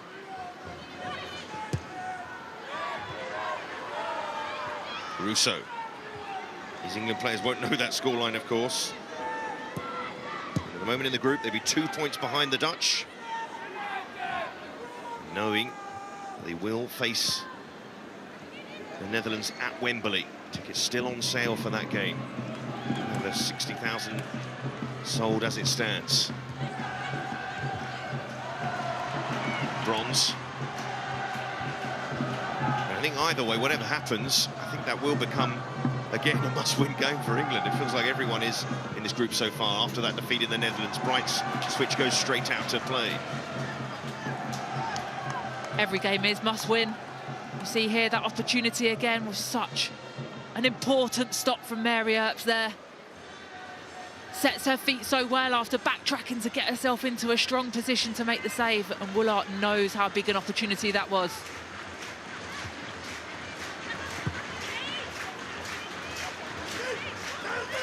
So the point would actually mean a lot more to Belgium than it does to England, really. Just keeps Belgium still with a chance of qualification. Still a long way to go, though, in this second half. And I say it means a lot more to Belgium simply because of the fact that because England lost to the Netherlands, and if you're level on points, you are separated by the head-to-head, England really needs a better result that they got in the Netherlands. Even 2-1 won't be enough because of goal difference, which is significantly better for the Dutch as it stands. There's just so many permutations with all of these qualification routes. I think all England need to have in their head is we need to win this game, and we need to win the next game against the Netherlands, and then the next game against Scotland. It's almost like knockout football to qualify. So basically, I should just hold off the permutations for now. Here's Russo, though, for England. Big chance. The angle was tight, and she can't hit the target. Shooting boots not on tonight for Alessia Russo. I think she just strayed offside. But the angle was tight for her. Couldn't manage to make Everard make the save. But promising, running off the back shoulder there. The balls that we want to see threaded through to Alessia Russo. Maybe slightly more central, making it more difficult for the goalkeeper. And haven't turned to the bench in the second half. Forced into a change in the first half.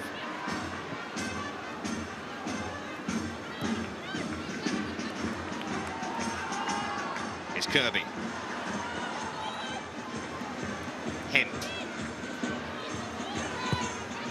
It goes to Walsh. Plenty forward. Lucy Bronze had made a good run. Stanway. Kelly. It's all a bit tight in that central area. Congested. Walsh. Hemp. Now Walsh again. She'll look for the run of Bronze. What a pass that is! Bronze slaps the ground in frustration there. She actually did well enough just to keep it in, but Walsh knew where her club teammate would be. It's a brilliant pass by Walsh, and that pass is the one that's been successful in the game today. Evading that back line, the late runner at that back post space. Lucy Bronze couldn't quite get the connection.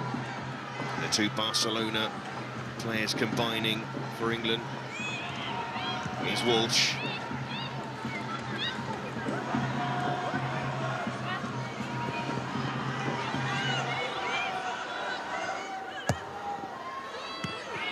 Bronze. Stanway. Now Walsh helping it on. And that will go behind for an England corner. Solid challenge there by Delosa on Chloe Kelly. Giving away the corner, and England have been really dangerous with these set pieces. They've had fantastic delivery. Just need to make sure that connection matches the quality of the delivery. Well, Chloe Kelly with this corner. And hangs it up there towards Bright. She couldn't quite on the end of that one, Millie Bright. She's saying she's having her shirt tugged by Misipo. No chance of any VAR reviews. Now you can see as the ball gets delivered in here, I think both players tugging on each other. Millie Bright definitely having her shirt tugged at points. Both being physical in the challenge. When Serena Wiegmann's entire reign so far, only one overtime have England conceded 2 goals in a game. And that was in the 2-0 home defeat to Australia, the first defeat under Serena Wiegmann. England are about to make 2 changes here. And Ella Toone and Rachel Daly are going to come on. And Russo will be replaced by Daly. And Fran Kirby, we weren't expecting her, of course, to play the full 90 minutes. But she certainly had an impact on this game. And ultimately, it's been great to see her back and to score on her return. It definitely has. She's been a real good player for England tonight. Obviously got that goal, important moment. But yeah, it's important to manage her minutes as well, not overload her too much coming back from such a big injury.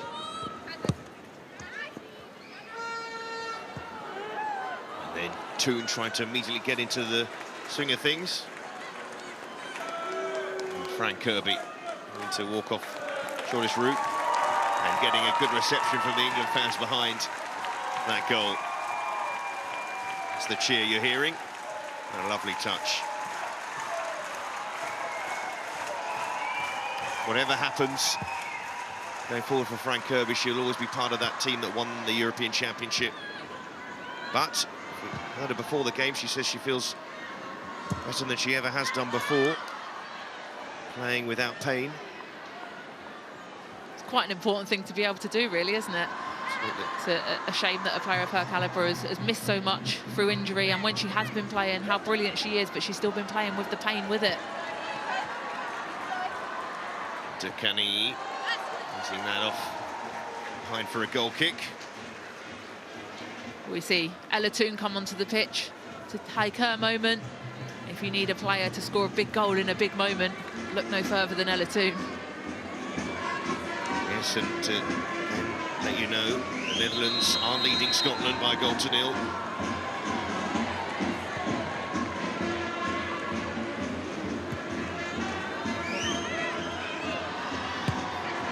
And an up and under from Charles. Incidentally, that scoreline, if these scores were to stay the same, that would effectively end Scotland's hopes of reaching the Nations League finals. Stanway, sharp turn. The pass, oh, did find its way through to Daly. I think Daly had half given up on it reaching her. The flag's up anyway. England found themselves in promising positions on multiple occasions in this game. It was a brilliant touch by Stanway as the ball comes in, flicks and rolls away. Rach Daly was just offside. But a moment of brilliance from Georgia Stanway there. It's pretty tight, that one. It would have been interesting if she had scored. Well, midway through this second half, and England still level with Belgium. Thought when they got their noses in front that they might power away from their hosts here, but not the case. And actually, Belgium have had a big chance of their own to take the lead in the second half. England have created chances as well. Stanway couldn't find two. Misipo. She can't quite get things going down that side. And Bloom's not really got into the game, actually, and since that head clash with Greenwood. I mean, we questioned it at the time, but of course she was being checked by Belgium medical staff. Cleared her to carry on. Daly. Back to him. And Walsh. Getting a greater chance for Rachel Daly, who more often than not takes her chances. Good link up between Walsh and Hemp. And Hemp's cross is decent enough. Just missed Daly. Stanway had a lot of time to line that one up, but that's with the England fans behind that goal.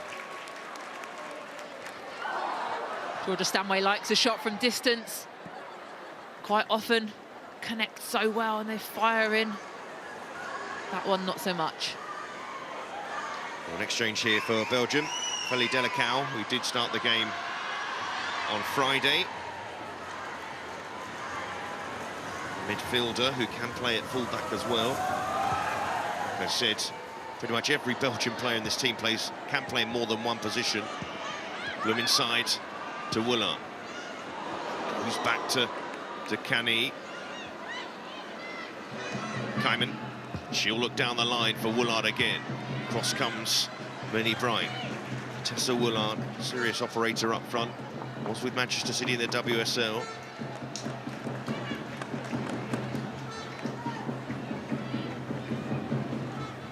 Bernance. Right forward. And there's Hemp.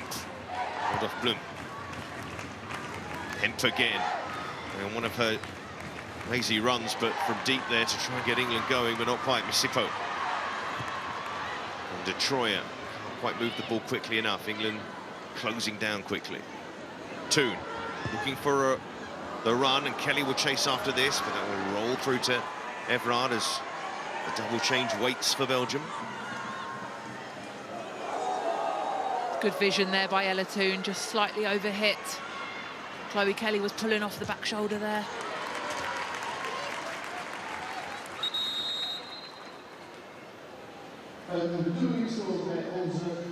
Well, here comes the double change. Delicau coming on, but also Jana Daniels, the Liverpool forward, who also came on in the second half at the King Power in Leicester. And Bloom is coming off now with that head bandage. Marie Detroyer also making way. Delicau showed she can be quite a powerful runner from midfield. And Jana Daniels, certainly a target player in that front line. They'll both try and get as close to Woolard as possible to help her up there. So they might just still smell a win in this game. Which again would really change things in the group. Carter out to Bronze. Just comes Deloza. Kelly. The turn is effective. Kelly couldn't pick the pass. But on England goal, Daly's in there, and Everard, who's been very good in this second half. Confident goalkeeping there by Everard. Chloe Kelly again, showing her skills. The little delivery in. Everard managed to come and claim that second delivery quite comfortably.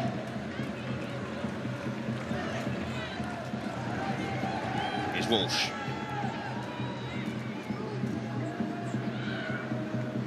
So a win for England. What it would do if they were then to go on to beat the Netherlands, and certainly by a better scoreline than the Netherlands beat them, would qualify England for the Nations League final. But it can't happen if they don't beat Belgium tonight. Here's Hemp. Cross is very good, and there's effort from Daly. It's an awkward position. I do promise Siobhan to stop talking about permutations. It'll be boring people. Oh, it's very confusing, and I'm glad that somebody knows what they're talking about, because there are so many permutations. We saw there, Rachel Daly gets on the score sheet. We don't need to worry too much about the permutations. We just need to worry about England winning this game. People are questioning who that somebody is. There's De Troyer. Watches on. Young player with so much talent, who actually plays her football for Leuven. Here's Stanway. Kelly. Bronze. There's plenty of time in this game for England to find a winner, and they might just do it with that pass from Walsh. Couldn't quite find two with the ball back. Bronze! The shot is blocked. But England will look to come again.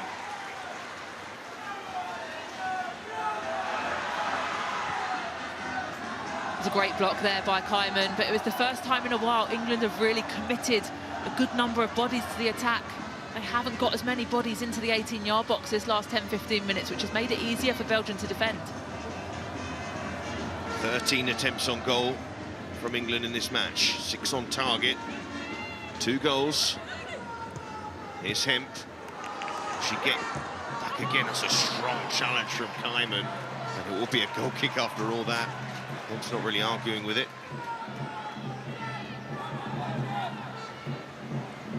You see that through ball there to Kelly where she cuts it back. Great strong strike by Lucy Bronze, but Kaiman in the right place. If it's not Everard making the save, it's a defender that's on the line ready to block. The number of bodies they've got back defending is making it really difficult for England to get any opportunities on that goal. Carter goes back to Mary Earps. Here's Walsh, head up again, picking the right pass again. Bronze, get past Deloza. Deloza impressed in the home game. She's done well again tonight. As we said, tough opposition. England will keep pushing though. Stanway calling for it. To use Kelly. Kelly hangs that, a teasing ball towards Hemp, who did get there. Vernats was in the way. That will be an England corner. It's a good delivery to that far post space. Not sure Vernans knew too much about it, but making the leap with Hemp to try and distract her was enough to get the block. Kelly has to come all the way over to this side to take the corner kick. Toon is the short option. Kelly's got all those options in that penalty area. Serious aerial threat from England. Everard got a touch on it. That should be a goal kick. That is the case. She did enough there, Everard. Got stuck underneath Lauren Hemp, couldn't quite get out, but did just about enough to get the connection. Not sure if it maybe should have been a corner, but she'll take the goal kick, I'm sure. I think Lucy Bronze wouldn't have known really either way.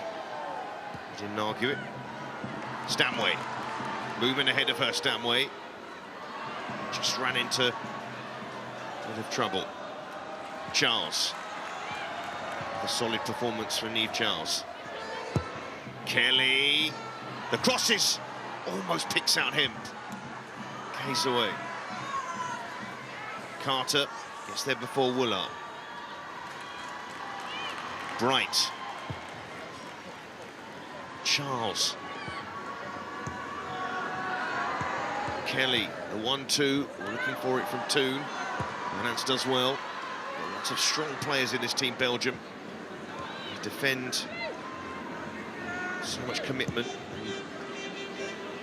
Relative amount of discipline as well. Done a good job of frustrating England in these 2 games. At the moment, they've got getting something from this game.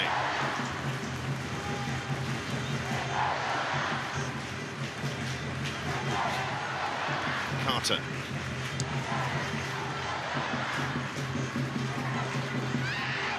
Hemp. Always so positive. Nice play from Bronze. Hemp collects from Stanway. Hemp once more. Walsh is waiting. Here is Kira Walsh. She'll look for Daly! And Everard across. Daly head in hands, but another pinpoint ball from Kira Walsh. It's Kira Walsh again with that pinpoint delivery. Rachel Daly making the run at the far post. And Everard does enough to claw it away from that post, heading in towards that goal. Chances keep coming for England. Kelly. Corner won't be clear of that front post in Dakani. And Della Cow here. She's waiting for some support. The Toon was in the way. And it's interesting, not many Belgian players committed to that attack. Here's Woolard, held off by Bright. Carter. Walsh. Be a fascinating close to this game, considering the situation of the game. Both sides feel they can win it, but England look more likely at the moment. Here's Kelly. Now Charles. And Charles. That ball to Bronze is so often on. And it's broken to Bronze. The ball clipped in, and it will break here. Will it for Toon? Well, the flag goes up. Not sure Ella Toon was expecting that ball to come through all those bodies. Jana Daniels just misses the bounce, and the ball comes across as he just strayed slightly offside. Belgium get the free kick and a chance to slow down this tempo of the game. Daniels hasn't really been involved too much since coming on. Woolard will hope for another one of those chances. And Havermat winning the header. Woolard can't lay it off to Daniels. Instead, here comes Stanway. Nicely poised here. Stanway can't play the pass. And now it's Belgium's turn. Woolard back inside, and England might be stretched again here. Now the challenge from Bronze, no foul. Belgium can't believe it. Daniels is free to the left and has it now. Woolard's in the centre, as is Della Cow, and Havermat making a run. Daniels appeals for a penalty. It's been given. A huge decision from the referee, Esther Stabley. A spot kick for the home side.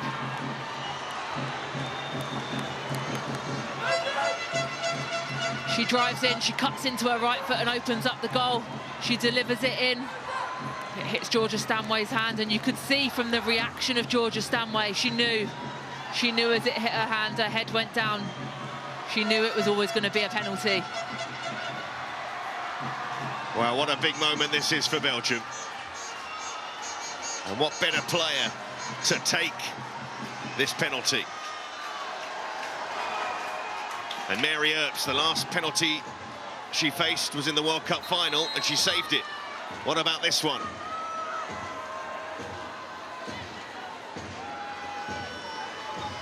Referee making sure all the players are in the right place on the edge of that penalty area.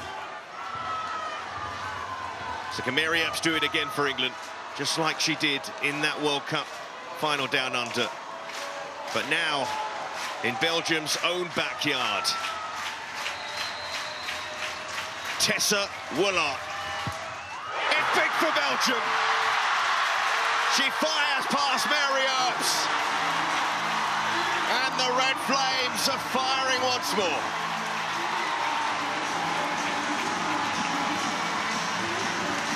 And a scoreline that is standout as it stands. Delight around this arena. And a lift in Leuven. It's a brilliant finish from Woolard. She places it into the corner and you don't save those. Mary Earps goes the right way. She dives with pace, with power, but she still can't make the save. It's perfect penalty from Tessa Woolard.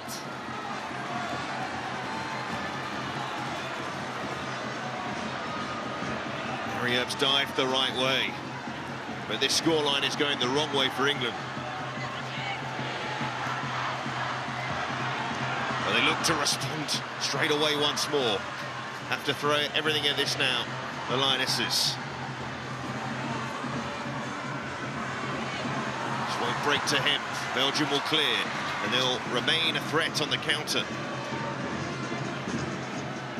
When you think about this game, Mary Earps has had that save to make from Woolard, but other than that, it's just been picking the ball out of her net 3 times. England conceding 3 for the first time under Sarina Wiegman, and they might concede more here. Woolard, flag goes up. She doesn't know yet.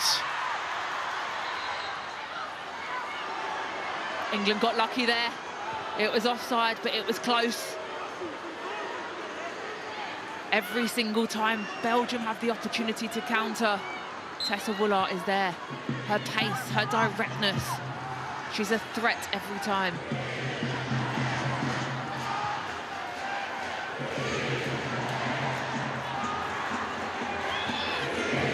Here goes Hemp.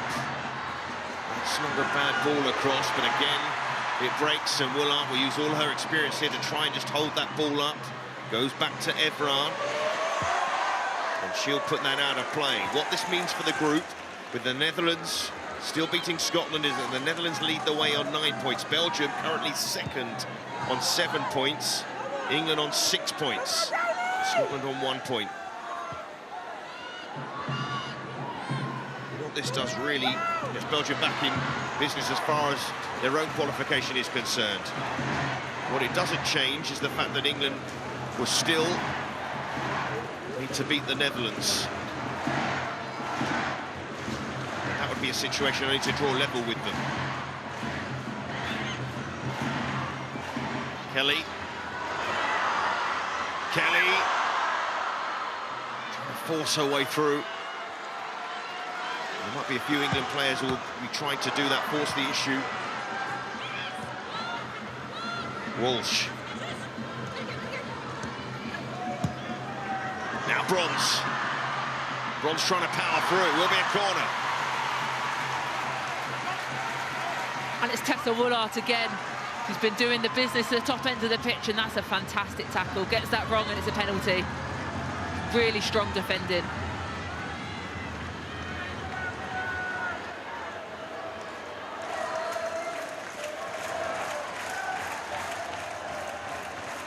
Kelly hangs that corner up towards Bronze. Delicate away.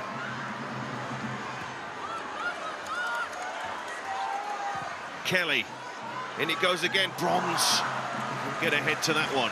Will be an England throw.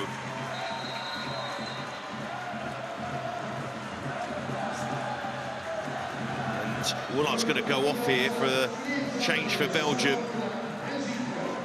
Jill Janssens, who recently turned 20, the forward, is going to come on, but Tessa Woolard, her 2 goals at the moment. Now Belgium looking at a famous win. She's been the star of the game today, a real captain's performance. Epitomised by that last challenge on Lucy Bronze in the penalty box. I have to see this out without her now. We're in the 90th minute, and the Belgian supporters in this ground will look towards how much more is left to play. And likewise, England here. Charles, bit of room. The cross is sent in, and there's a touch from Day that just took that away from the players following up. Back in by Bronze towards Bright. And Walsh! And over it goes. And England were looking for a penalty there. I think for a challenge on Millie Bright. They're not going to get one. I think Walsh claiming a deflection, asking for a corner. He doesn't score many goals. And there, does it come off the head of Delacau? Close to the hands as well, but would have been just outside the area. That was a big decision from the referee. For the handball of Georgia Stanway. Only 3 minutes.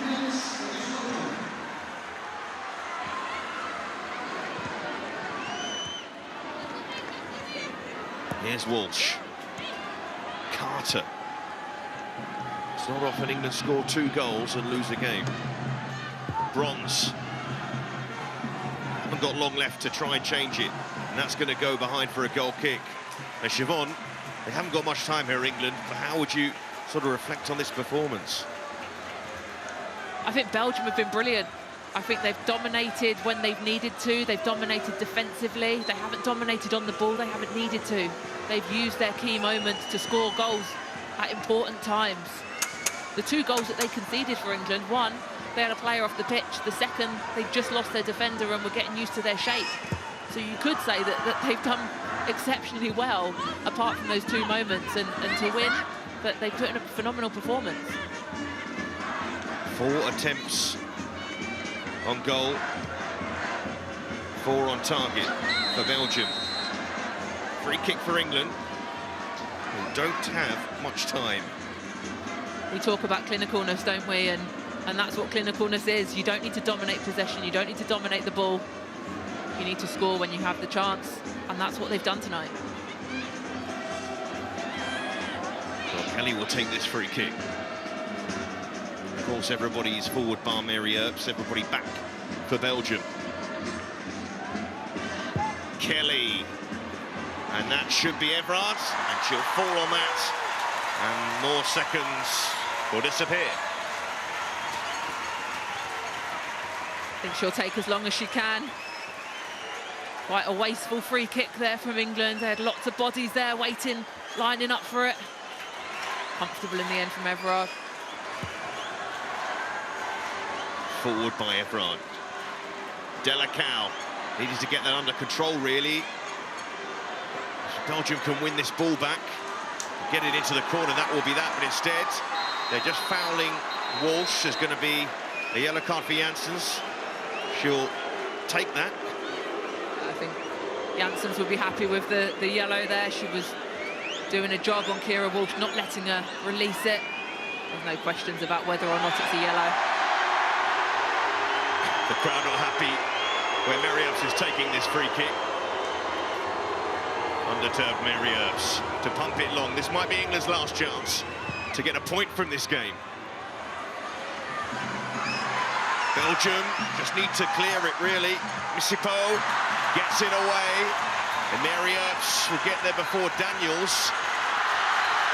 It's a full-time whistle. England extinguished by the Red Flames. A famous win for Belgium. An upset in Leuven that has turned this group upside down again. Belgium have done the double over the group favourites in beating the Dutch, and now England. And quite a double it is for Issa Niels' side. One of the biggest wins in their history, it must be said, to keep their own Olympic flame burning. Deneva with a free kick in the first half gave them the lead. Lucy Bronze equalised for England. Frank Kirby put the Lionesses in front, but Belgium weren't done. Tessa Woolard, a wonderful finish before half-time. And then the Belgium captain, with the winner from the spot. A fabulous night for Belgium, a forgettable one for England. Final score, Belgium 3, England 2.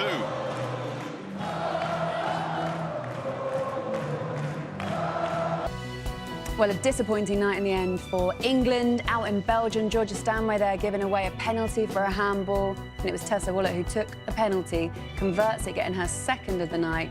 And Belgium take down England, 3-2 the final result, which puts England in a pretty precarious position now in the Nations League in the groups at the moment.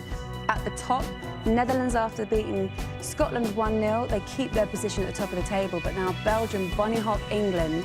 And if England have any chance of qualifying for the Olympics, they must win this group. They have 2 games left. They have to win both of those. Netherlands at Wembley and then Scotland away at Hampden Park. So that's the context. Let's look at how it all happened then. Disappointing in the end. I'd say England, I'll read you a couple of stats, guys. England 73% possession, 17 shots. They still lose that game 3-2. Belgium only had 5, so a similar story to the last time out when their manager is saying, look, we have to put these chances away, we have to be more clinical. That's not what we saw in that game. How disappointing is it for you guys watching or knowing how much talent there is in that England side, Denny? Yeah, it's just ruthlessness. It's that clinical edge that we didn't have. Alessia Russo, I don't think it was her best night. Just couldn't find that connection. She had a big chance in the first half that, you know, it was probably harder to miss. And I think the way Belgium have set up as well, we talked about it, completely different setup at home. They weren't sat back, they counter-attacked a lot better, they played a lot more in an attacking style, and I think that's caught England out tonight. I see about the chances, and I'm sure we're going to show them, but when you concede 3 goals, it's the defensive element of the game that's cost us today. It's not been the goals. We've scored 2, and we've had 1 clean sheet in 7. So for me, I said at the start at half-time, the structure of how we defend isn't right when we have the ball. And for me, the defensive part of the game has cost us, not the attacking part today. Righty, Georgia Stanway didn't have her best night in an England shirt tonight, and that penalty that you give away for a handball with the decisive goal from Tessa Woolett, who had a brilliant game in comparison to a lot of the England players, that's how you lose the game 3-2. Well, yeah, she kind of got herself back into a situation where she was going to challenge, but then for some reason she couldn't get her arm out of the way. You know, and it's one of those situations, you're getting into this stage of the game and, you know, she's just on the back foot there, and then, you know, it's just, you know, she's just left her arm up. Look, she can't get it out of the way. That is a penalty, unfortunately. You know, you can't say proximity or anything. Her arm shouldn't have been up there, but you know, she's taken it well under a bit of pressure. I think that one of the things you have to look at with us is with our fullbacks especially, Laura, pushing up like they are. We're too exposed at the back. We're not good enough defensively, and I don't think Kira Walsh has got the pace to be the screen when they do break on us. Because if that's a better team, because they done well, you saw the chances there and they took them. If that's a better team, we really do get roasted. But I do have to agree with Kaz. The goals shouldn't have been the major problem. Defensively, we haven't got the balance right. We can't have 2 fullbacks bombing forward and leaving our defence bare like that. The worry was Tessa Woolett because she is their top goal scorer. She's a really impressive player, and she was really effective for Belgium tonight. Yeah, she was effective the other night, but I think she was quite isolated. They played a lot deeper. Tonight, Belgium were a bit more braver and thought, we'll have a bit of a go, and we are at home. And we saw from the opportunities that she had, she was very much a threat. This one straight through, but it was from an England giveaway. And again, this is what we're talking about defensively. When we give the ball away, it can't be one pass and they're in. Nevertheless, it was a brilliant touch across the goalkeeper, and she scored. Again, there's so much big distance that Tessa Woolett is running into here. You know, I think she could have done better with that shot. I think it was right at Mary Earps. But these big balls and big distances right in behind our 2 centre-backs, it shouldn't happen. Where is it coming from? It's because our structure in front is not correct and our midfield balance is not correct. Why is it not correct, Annie? I think it's just knowing the balance and having the amount of people that need to be behind the ball. It's that balance between attacking player but also being ready for that counter-attack. And I think it's a bit of a trend, to be honest. We saw it in the World Cup. You know, where Kira's isolated, as Ian said, she's not quick enough necessarily to get over and screen, so you need the amount of bodies back. And then it's about, you know, there's a few times in the game today, Lucy Bronze, when you're then in the defensive position, it's too casual. engage. I think Lucy at times almost assumes that she's strong enough to to have that one-on-one. So it's also that side of it as well. Okay.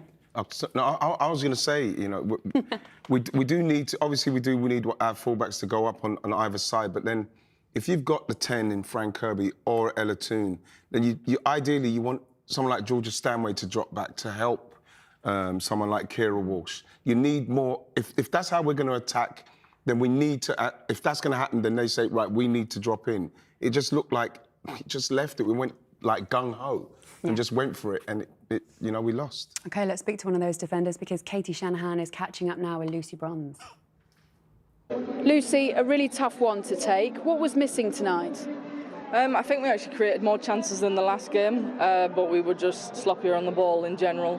I think, the goals, especially, they came from our loose passes. Apart from that, they didn't really create much, particularly in the first half. And we probably had a few chances maybe to put the game to bed if we were a little bit more clinical in front of goal. But yeah, I mean, we was pushing at the end. Unfortunate to give a penalty, and at a moment they got them ahead again. And then, we just couldn't get the ball across the line in the last kind of 20, 30 minutes. Why do you think you were sloppy on the ball tonight, especially when it mattered most?